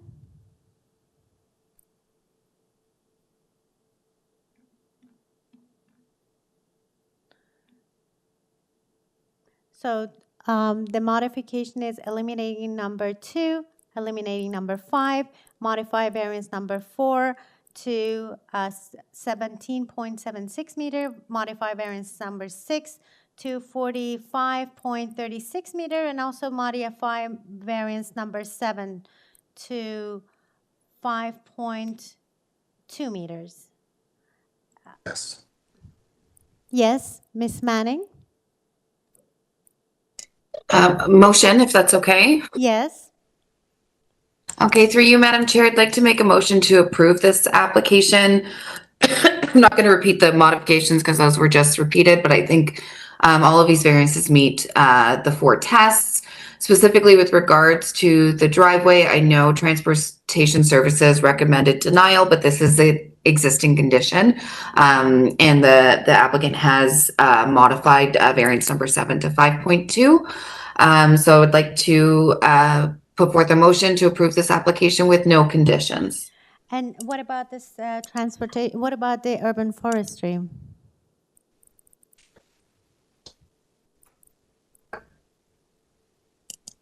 Urban forestry having a condition. Sorry, did I miss Yeah. that? Oh, Yes. subject to urban forestry conditions. And also in the report from city staff, they My audio out all of a sudden. Oh.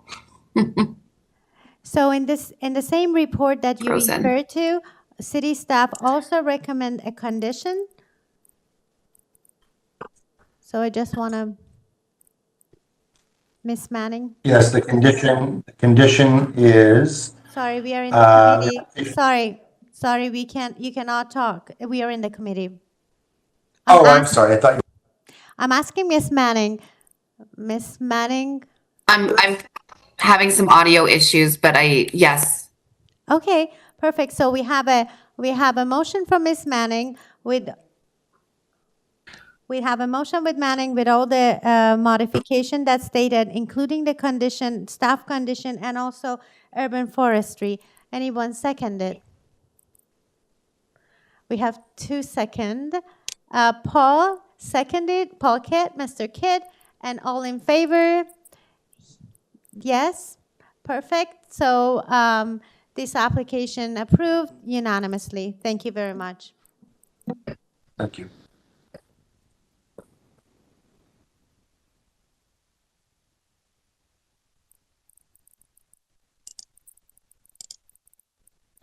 Application number 15, number 237 Johnston Avenue, and the agent registered is Ida Evangelista. Good afternoon. Good afternoon, I'm back. Do you need my address again, Madam Chair? Yes, please. Thank you very much. Yeah, no problem. Ida Evangelista, 53 Bentworth Avenue, Toronto. Thank you. So with 237 Johnston Avenue, we have, we worked with, I had a conversation with staff. I am in, I have read through the 2 letters of opposition, but I would like to explain why we are asking for the main wall height that we are asking for. On my submission, you'll see variance number 1, page 2. So there's, my apologies, I thought I'd silenced that. Variance number 1 on page 2, you'll see that the main wall height is taken to the top of the windows that actually penetrate the gable of the roof. However, the actual to the eaves is 7.50. It does comply. Majority of the side walls, and even as staff have mentioned in their report, majority of the side walls do comply with the 7.50. And that's why we are in agreement to tie the side elevations as a condition to build substantially in accordance to. We have, if we go to the next page, you'll see my variances 2, 4, 5, and 6. And so this is what's called like a transitional home, right? So we have a little bit, we have the peak roof, we have a little bit of the, modern style. So the variance number 5 is taken because that's taken from the center line of the road. So variance number 5 relates to the crown of the road, and the crown of the road is substantially lower. So that contributes to the height, and it's taken to the midpoint of the roof. We are asking for, our stairs are 2.44 meters wide, 0.44 wider than what is permitted of 2. And as you see, it does add, that 0.44 does add that symmetry, does give you that, the presence, the space to use that walk-in. The stairs that we are asking for is very consistent. If you go to, sorry guys, if you go back to slide 1, you'll see the neighboring property. You'll see the first page, right? So if you look at the house next door, and there's many homes in the neighborhood, and it's currently at the exact same height of what we currently have. So we are not straying from the actual height of that first floor. So with what we are proposing, I respectfully submit that this is a gradual intensification of this property. There are many homes in this neighborhood that have changed and through infill or renovation. So what we are proposing is not different than what is already here.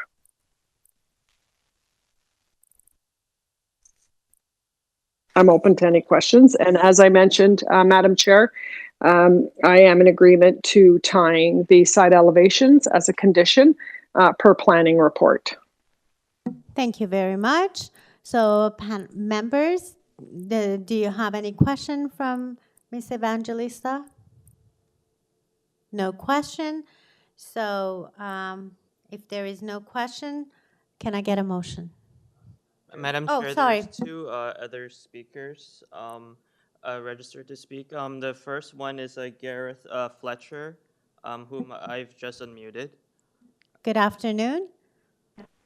Good afternoon. It's Gareth Fletcher. I live at 231 Johnston Avenue, which is 3 houses away from the proposed new building. My first question is to the chair of the committee. Victor Doyle has submitted a letter. He is the person directly most impacted by this dwelling. He's requested that this hearing be deferred because he's unable to attend it. He's directly impacted in a very, very significant way, and I know he has a lot to say and a lot of concerns. He did file a letter explaining his concerns and requesting the deferral of this meeting. Have you considered that deferral, or what does it take to consider that deferral? You would have to pose that, Madam Chair, you'd have to pose that question to the agent applicant. It would be up to the agent applicant. We will ask the agent applicant regarding your question. Pardon me? We will ask, when the agent come back, we will ask her to answer your question and request. Oh, my question was to the chairman of the committee. So we have to, we will bring back the agent, and then we will ask her to answer. Thank you. Thank you.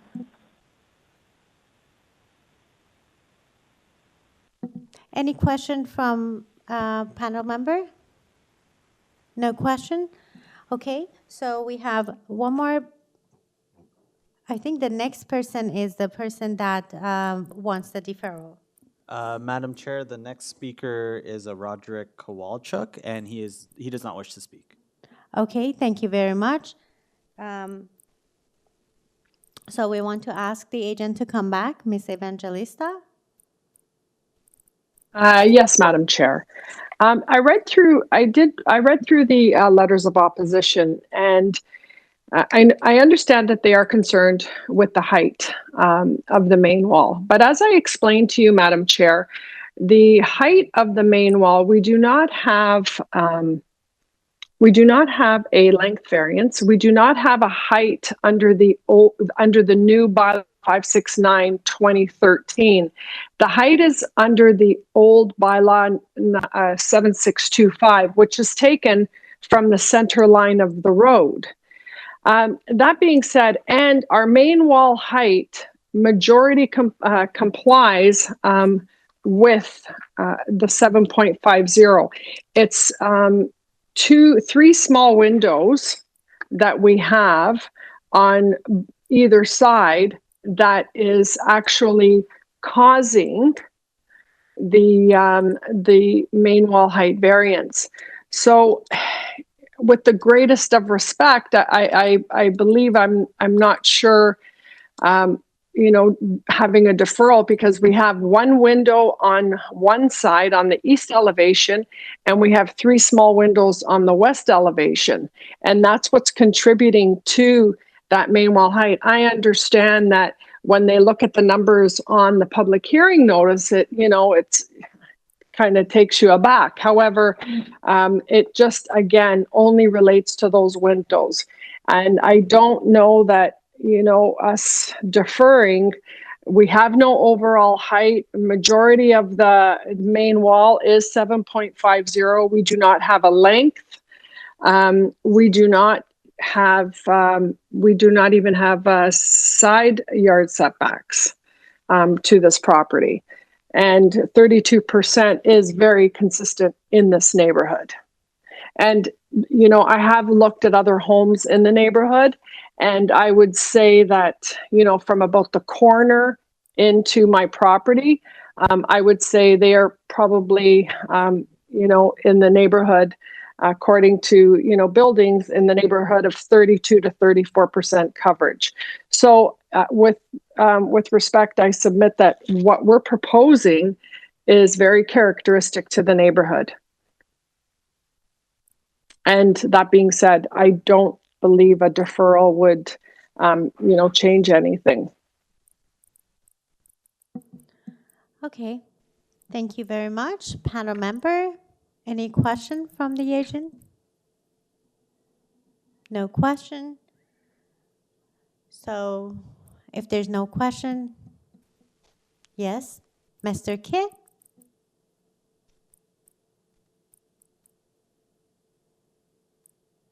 Yes, Mr. Paul Kidd. Thank you, Madam Chair. I was originally concerned as well with the variance number 1 with the proposed height of the exterior main walls, but listening to the applicant, she's answered my concerns, I think, with regard to that. I feel the requested variances are minor in nature, and I'd like to put forward a motion conditional to this. That the proposal be developed substantially in accordance with the east and west side elevation drawings submitted to the Committee of Adjustment, date stamped February the 28th, 2023, and attached as attachment 1 and 2 to the planning staff report, and also subject to forestry condition number 3. Thank you very much. So we have a motion from Mr. Kidd. Anyone seconded? Ms. Sankar seconded. All in favor? So this application, so we have Mrs. Manning is not, the camera is not on. She is absent. So the application approved. Thank you very much. Thank you. So the next application is item number 16, 29 Old Yonge Street. So the agent submitted is Robert Mikachi. Good afternoon. Hi, actually this is Laura Buzzi from Mikaki Architecture. I'm speaking in behalf of the head architect Robert Mikaki and authorized agent of the client. Would you please state your name and address for our record? Yeah, sure.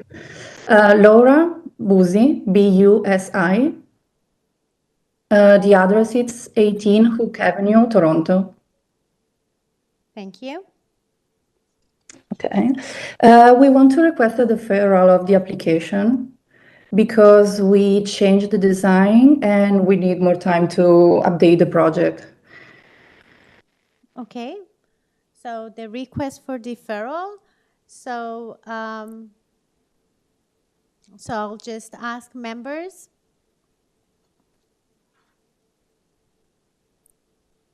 Yes, this is your letter.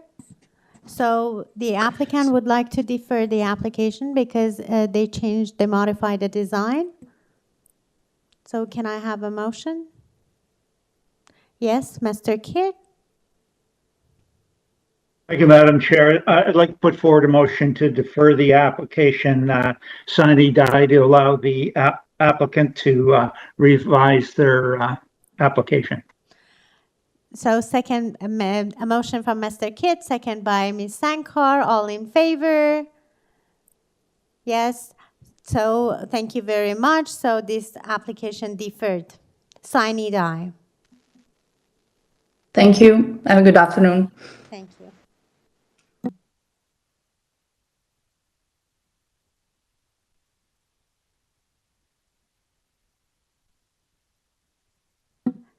Item number 17 is number 32 SAINTFIELD Avenue. Ida Evangelista is the agent. Good afternoon again. Good afternoon, Madam Chair. I'm going to be with you a lot today. Ida Evangelista, 53 Bentworth Avenue, Toronto. This particular application, 32 SAINTFIELD, I was in front of the committee. I joined the team late. It was questioned at the last committee for this side yard setback. It was a variance that was missed. We did question staff about this variance and told that the application as it was correct. It only subsequently, when we submitted for a building permit, that it came up that they did actually, in fact, miss a variance. So the variance that we have, and I believe I did also put in a submission, just so you could see, it's just for that side where the garage is. It's that side. We also did speak to the neighbors at 34 SAINTFIELD, and they signed a letter of support. Because that side, we are asking for a variance of 2.38. However, it's just for that small portion where the garage is, and then it opens right up to 6.80 meters. If you can, you can see right there. It's like a backwards L shape. And that's what brings me back here today, is just for that one variance that staff missed on the last notice. Okay, thank you very much. Members, any question? Yes, Ms. Sankar? If there's no speakers, I'm ready for a motion. Great. Yeah. So this is really minor in its state as it is. There seems to be letters of support. And I'll also put forward a motion. I think it is quite minor. It meets the 4 tests. I'll put a motion for approval of this application as is. Thank you very much. We have a motion from Ms. Sankar and second by Mr. Kidd. All in favor? Thank you very much. So your application approved unanimously. With Thank no you. condition.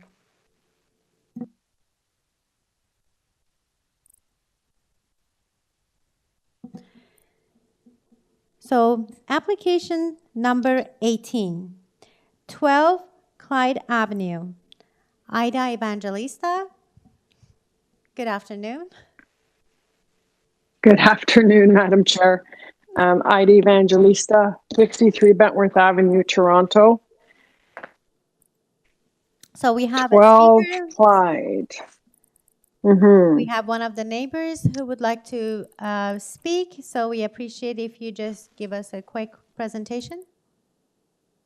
Absolutely, Madam Chair. Before I start with the presentation, I would like to add that we worked quite closely with planning Many modifications have been made to the application.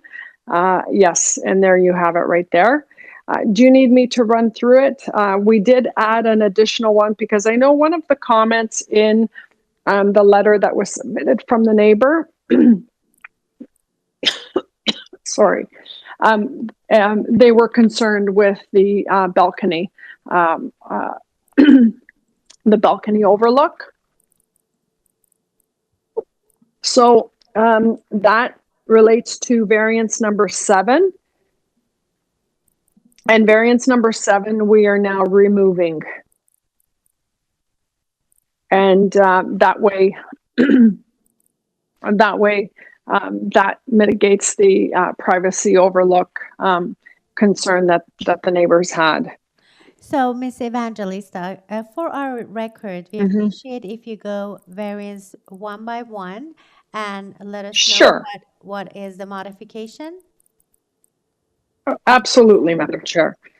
So variance 1 will now read 10.78. Variance 2, south side, 9.15. North, 9.15. Number 4, 20.75. Number 5 is the front yard setback variance. We have removed the front yard setback. And that too was one of the comments that the neighbors made. They were not, they had concerns with the front yard setback. So we moved that. That is now removed. Number 6, the building depth is 20.75. Variance number 7 has been removed. Variance number 8, we have made the deck, the rear deck smaller. It now projects 4.25. Okay. 4.2. Variance number 9 for 4.25. Then we're on to variance number 9, 32%, which is consistent with new builds in the area. And variance number 8, or my apologies, variance number 10, bylaw 7625 height is now 10.18. Thank you very much. And also city staff also had a condition. That is correct, Madam Chair. And we're okay with the condition. We actually, we've gone through, we've made all those changes, and we have, in addition to the changes from planning, we've also now changed 2 more, which was variance 7. We removed the platform at the 2nd story, and we made the rear deck smaller. It projects only 4.25 as opposed to 5.59. So just a quick clarification. You eliminate variance number 5, not 7. Oh, and 7. 5 and 7. 5 and 7, Madam Chair. Yes, 5 and 7. Yes. Thank you very much.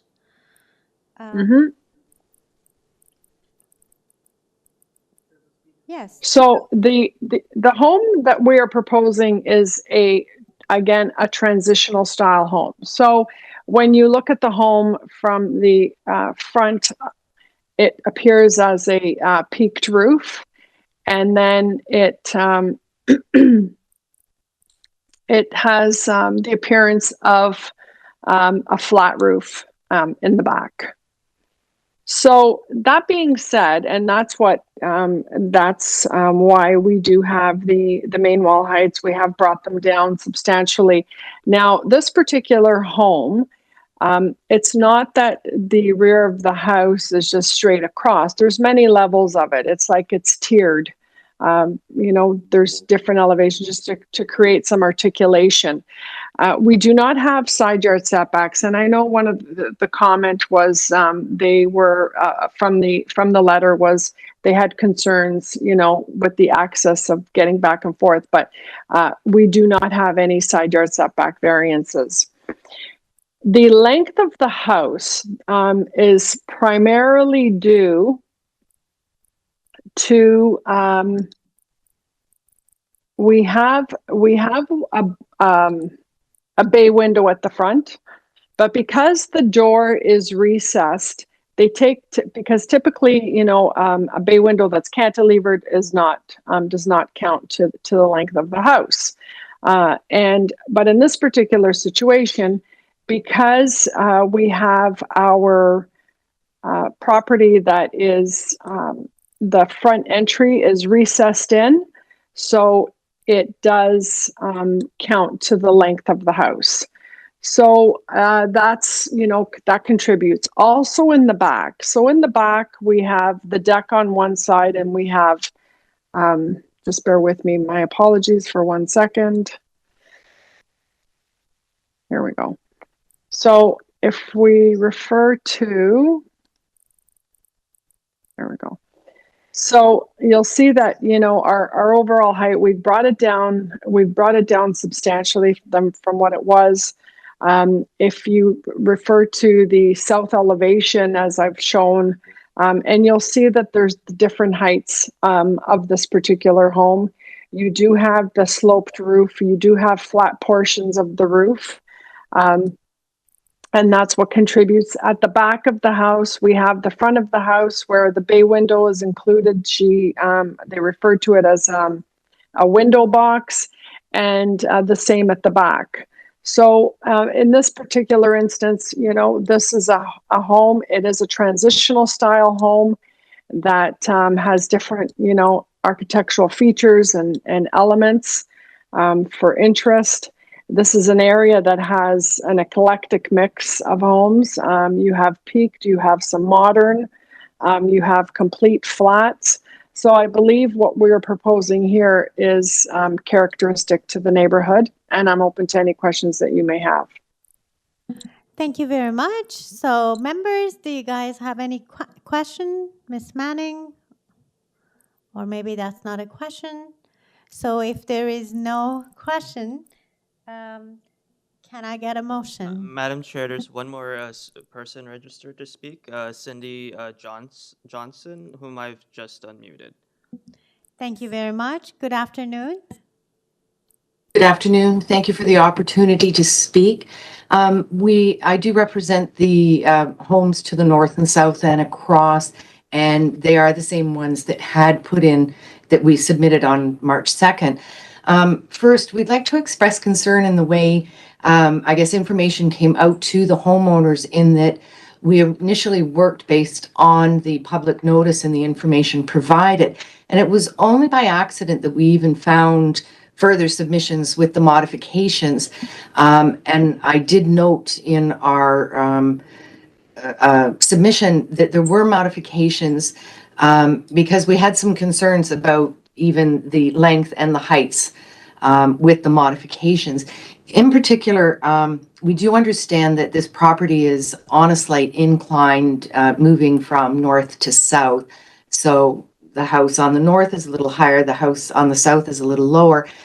First, we appreciate very much the removal of the front yard setback variance because that was a great concern due to the curvature in the road. First, I'll address the building length. Well, it doesn't appear to be that long. The fact that it does go beyond the neighbors' homes in conjunction with the height variance requested means that the now reduced first floor balcony, although smaller, still protrudes way further out into the backyards of the neighbors and does raise privacy issues. And then you add the height variance. Now, we appreciate the design of the house. It actually is quite unique for the neighborhood, and the differing levels. The difficulty arises in that the actual main floor is another 5 steps up from the front door. So the appearance of the first floor is much lower than the actual first floor level. Given that the back deck will be at a level that is even above any privacy fences. So anybody standing out there overlooks and can look down directly into the neighbor's backyard. And so there is grave concern over the privacy on both sides and the people behind as well. And I think, I mean, we understand the lot coverage. We have really no problem with that, given the design and the presentation of the house. But we do wonder if we can't somehow bring the height down a little to allow for a little more privacy on all of these issues. And I think that's really the only thing. The other thing, although the front is peaked, the sides and the flat roof on the height do cause for much greater shadows to the north, because with a general peaked roof, you'd get the sun rising maybe beyond the peak, which would allow sun to the north, and not sure if I'm getting that right. Because this is an east-west facing house, the property to the north will significantly be in much greater shade than what it is used to. And we also noticed forestry has requested conditions on that. I'm not sure if forestry, when they did this, was aware of the 2 mature trees removed in the back, that they're not requesting any planting to replace any trees. But it was a concern for the neighbors because the length, the privacy issues, the one tree would have offered significant privacy as well. Thank you very much for your time. I appreciate the opportunity to speak. Thank you very much. So, panel member, do you have any question or comment for this, for the neighbor? No comment. So we would like to ask Ms. Evangelista come and then address the concern of the neighbors. Yes. So let me start with the trees. So the trees, there were 2 trees that were removed. Cindy is correct. And the 2 trees that were removed were 2 apple trees that were sick. And when we go through this process, because, you know, that there is a forestry condition, and at that time, you know, it will be slated to add additional trees per the request of forestry. And there was a permit to remove the 2 trees because of their condition. So that they are well aware of that. I understand, you know, the comments that were made. I would like to add that if you look at the site plan, the house lines up with the neighboring properties. The house, it is slightly longer than the house on the north. But if you also look at the north elevation, you'll see that it is tiered at the back. So, you know, it goes from your 2-story down to your, I'd say 1 3/4 of a story, and then down to a 1-story. So I believe the sun, you know, the shadowing, it is east and west. So I respectfully submit that, especially the way it is tiered at the back, it will not impact the north side shadowing. Also, we can put privacy screen on the deck on the north side if they wish to do that. On the south side, the home is shorter than it is on the north side, so we're also amenable if the neighbors on the north feel that they want privacy screening on that portion of the deck. We can do like a vegetation screening, so it actually is appealing. They had concerns with the deck on the second floor. We removed it. We do not have side yard setbacks. We've had as I mentioned, because it is tiered, it's not as impactful into the neighboring properties. And I believe I've addressed all comments. Also, the front yard setback has been removed. So we have actually listened to the comments that they have made and adjusted accordingly. We worked very closely. It's unfortunate, we've been working with planning the last 2 weeks in modifying the application to what it's at now. And planning is in acceptance to what you have now with the new modifications. And transportation also has no comments to the application. Okay, thank you very much. Members, is there any other question from Ms. Evangelista? No question. Okay, any motion?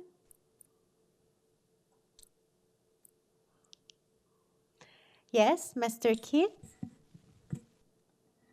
Thank you, Madam Chair. It seems to me that the applicant has worked closely with the city to come up with a proposal that is appropriate for this property.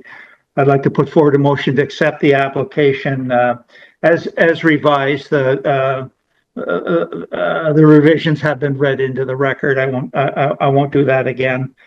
I'd like to make it subject to the condition that the property be developed in accordance with a site plan and elevation drawings submitted to the Committee of Adjustment. The attachments 1, 2, and 3 to the as attached to the city planning staff report dated February the 28th, and also make it conditional to forestry condition number 1. Thank you very much. We have a motion from Mr. Kidd. Mrs. Manning seconded. All in favor? Yes. So this application approved unanimously. Thank you very much. Thank you. I'll see. Application number 19, 761 Millwood Road. So the agent name is Glenn Robinoff. Good afternoon. Oh, good afternoon. Good afternoon. Please state your name and address for our record. Yes, it's Glenn Rubinoff Design Group, 18 Gloucester Lane. Thank you. We have two people. One of them is Residents Association, and another neighbors would like to comment. So we appreciate if you can give us a brief presentation. Sure. Thank you very much. Good afternoon, committee. So this is an application for a new home at 761 Millwood Road. We have variances before you. I'll start with variance number 10 because it ties in with the comments from transportation. Just to start off, planning department has no concerns with the application. They did not write a report. Transportation is in support, but they asked that the width of the parking space be compliant. So we're eliminating variance number 10. It's just we're adjacent, there's a walkway next to the driveway, and that's something we can adjust on site, so it's not an issue. So we will eliminate variance number 10 for that. Okay, thank you very much. Is there any other? Yeah. So so just to go through the variances now. So variance number 1 is related to lot coverage. The actual house itself is in compliance with the lot coverage. The deck in the back exceeds the 5%, which is tied in with variance number 2. And a portion that exceeds the 5% is added on to the coverage. So part of the deck is part of the coverage. So that's why it's 36.69%, includes that 6.75%. The difference is the 1.75% which is added to the lot coverage. So 1 and 2 are kind of tied together from the deck. And just to be clear, that deck, there's no variance related to height or anything of that nature. It's just simply the area of it. Yeah, and so I'll just go on to number 3. We have a side yard setback variance of 0.45 on the west side yard only. The east side yard is compliant. The west side yard is comparable to the neighbor at 759. They have 0.42, and we're at 0.46 for our setback on that one side. It's fairly common. We have an area map that we provided with comparables of other properties that were developed in the area with similar types of setbacks and such. So I'll go to variance number 4. The proposed deck projection. Now that's related to the depth, heights greater than 1.2. So just to be clear, I think if we go to the side elevation drawing, if they can go there, it shows that the grade drops off from one to the back. Yeah, if you go there, zoom in on that, you can see that the grade drops off, which is the reason for the deck height. We're actually only about 3 feet above the ground at the front, but because the grade drops off, it creates that variance at the back. So it's just the deck is at the floor level, which is a normal height, but we can't, that's the reason for the variance for the additional depth. If it was under 1.2, if it was a flat lot, it would not be a variance. Variance number 5, a parking space located in the front yard.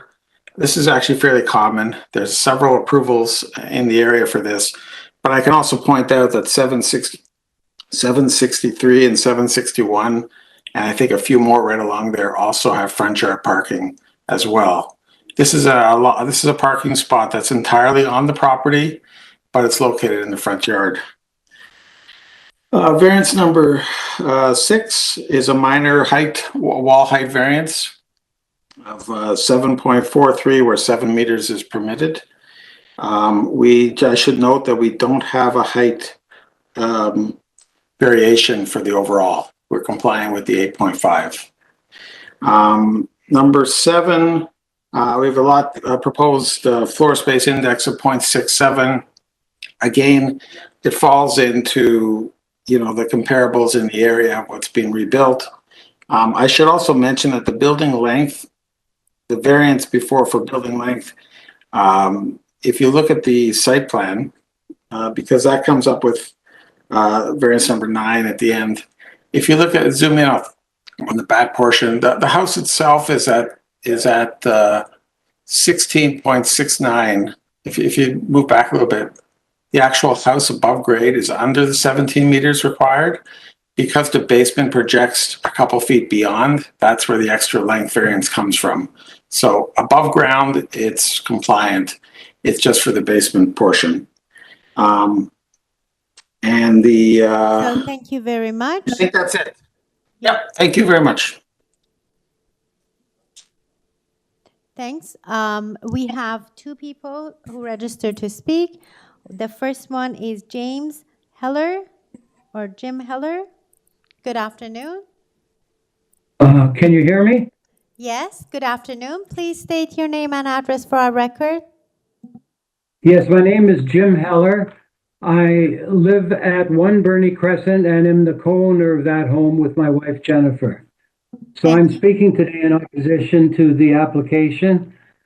If we use the public notice and the 10 variances listed in that notice, I've reviewed them, as has the Leaside Residents Association, and I've come up with 6 of the 10 that I consider major variances. The remaining 4 are minor. I'd like to speak in particular to the major ones, beginning with the first one, lot coverage permitted of 35%, and the proposal calls for 36.69%. We consider that to be a major variance. Then we go down to notice item 3, the encroachment on the neighbor's property to the east and the west side yard. Setback is 0.45 meters, and the minimum allowed is 0.9 meters. Now, the proponent has noted that it only applies to the west side, but we'll get to that in a moment. Then we go down to your item number 6, the permitted maximum height of all side exterior main walls facing the side lot line is 7 meters, and the proposal has it at 7.43 meters on both the east and west side, and this will cause a noticeable effect on the street. The property will stand taller than the properties on either side and in the immediate area, so that we consider that a major variance. Then item 7, the permitted maximum floor space requirement. The index is 0.6 times the area of the lot, and they have 0.67, a 12% increase in the lot, the FSI. That's a major variance. 0.8, your 0.8, minimum required side yard setback for a non-encroaching platform. Again, it's the west side of the property, and the encroachment is 0.45 meters, and that's another major variance. And finally, the last major variance is your number 9. The permitted maximum building length is 17 meters, and the proponent has proposed 17.9 meters. So in total, at least according to the original layout of the 10 points, 6 of the 10 we consider to be major and only 4 minor. In addition, though, I would like to say that there is a synergistic effect of having so many variances. The synergistic effect means that it isn't just the sum of the individual effects, but there's a multiplicative effect in terms of their impact on the character of the neighborhood. And that affects 3 issues that are central to the character: the aesthetics, the architecture, and the massing size of the property compared to its neighbors. In total, if you look at those 3 effects on the character of Leaside, you'll see that it's a detriment to the public good for the community. And for these reasons, we would ask the committee to reject the application. Thank you very much. Thank you. Members, any question? No question?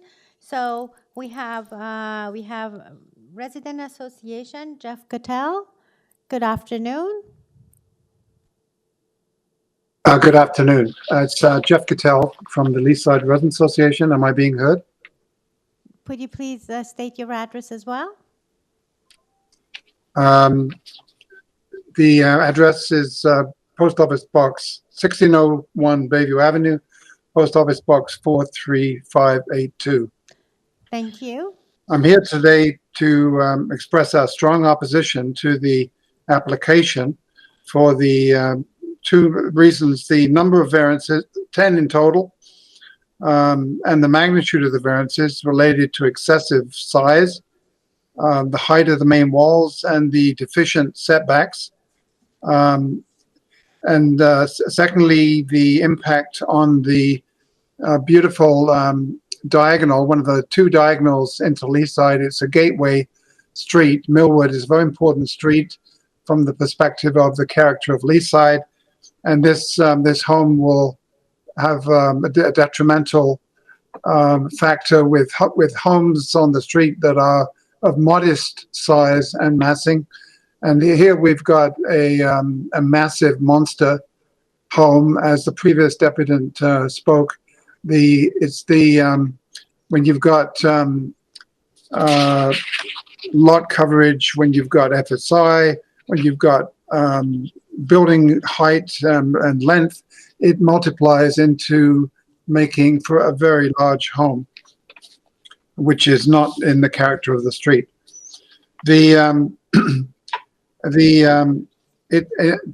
In addition to that, although unfortunately it's never been designated as a heritage home, it is in fact of heritage quality.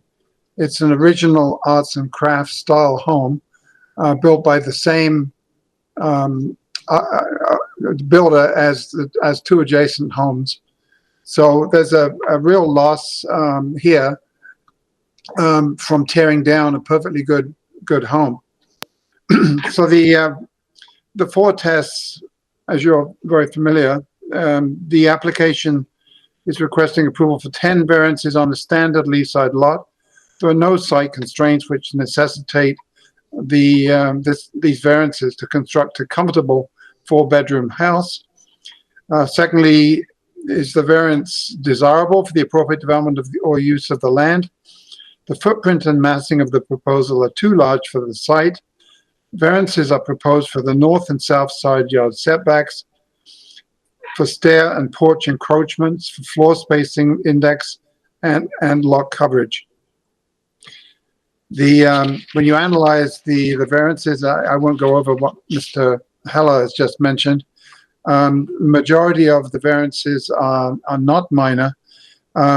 Very unusual to find, for example, the side yard setback of 0.45. Occasionally you see 0.9 or 0.7, but like 0.45 is like 2 feet.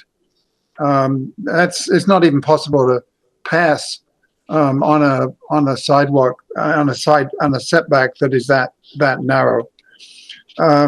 This application is pushing all the variances just enough to create a monster. Fourthly,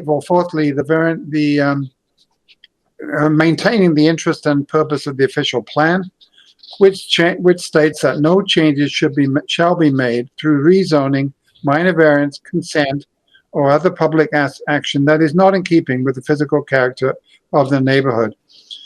This is a replacement dwelling of an original arts and crafts style home. This proposal is too big for the site and it fails to follow the Leaside character guidelines. I wonder whether the architect actually looked at those for good design and is too large for the site. In closing, the number of proposed variances is too great, the size of the proposed dwelling is too big, and it's not in keeping with the existing bylaws or the official plan, and does not meet the test for approval of minor variances. We appreciate your consideration and request that the application be denied. Thank you. Thank you very much. So, members, is there any question for Mr. Kutel? No question. So I would like to invite the agent to come back and answer the questions and concerns. Thank you. Thank you. So with regards to neighbors and neighborhoods, we do have also submitted letters of support from several neighbors in immediate area. I don't believe one Bernie is even is anywhere near this property. I believe it's down the street. But we submitted several letters to the committee, including the immediate neighbor on 763 and 765, 755, 757, 747. I think there was one more submitted as well. So we've gone through. We've have no concerns expressed from the city with regards to the planning department. Transportation is fine with it, with the adjustment to the parking space width and their conditions. With regards to character guidelines, they are guidelines, but they're not part of the bylaw. They're simply a guide, and we are familiar with that. But my client is very much very thoughtful about the design that he wanted. One thing I will point out about the wall height that was mentioned, the 7.2 4.3, so that's about 1.5 feet higher. That's only for the first foot of on the side of the house. The front 1 foot portion of it is at that. The majority of the side wall height is actually at 7.14, which is 5 inches. So it's actually it sounds like from the comments from the Ratepayers Association and the neighbor on the other street, it sounds like they're not quite understanding how this development was put together to minimize the impacts, which we certainly have. Like I said, coverage is related to stuff going below ground, not above ground. The side yard setback is the existing setbacks of this house on that side are 0.57, and the adjacent neighbors at 0.42, and we do comply with the other side. So I feel that this application is totally in character with redevelopment that's happening in the neighborhood, and I feel that we've been sensitive to the area. Thank you. Thank you very much. So members, any question from Mr. Robinoff? No question. So any motion? Yes, Ms. Sankar. Through you, Madam Chair, you know what, it's always, you have to listen to the neighbors really carefully, and I have done that, but I feel that the explanations provided for the same concerns that I had at the very beginning, I believe that the agent sort of expressed clearly why a lot of those variances have occurred. And I find that looking at that and understanding clearly what's been said and why some of these are here, I'm willing to accept the explanations of the agent. And so I'll put forward a motion to approve this application, and there being no other staff report besides transportation, I'll make that subject to the March 3rd transportation report. And I do see that there are some areas of support as well. Despite the numbers of objections, I don't have a problem with this application. So that's my motion: approve, subject to transport And the last applicant, sorry for interrupting you, applicant removed variance number 10. Yes, and with the one change that was made by the applicant here today. Thank you. Thank you very much. We have a motion from Ms. Sankar. Anyone second it? Second by Ms. Manning. All in favor? Yes, all in favor. This application approved unanimously. Thank you very much. So members. Thank you. Members, we are getting to the last item of the morning session, so we can have half an hour lunch break. So we come back at 3:30, like 35 minutes. Perfect. See you at 3:30.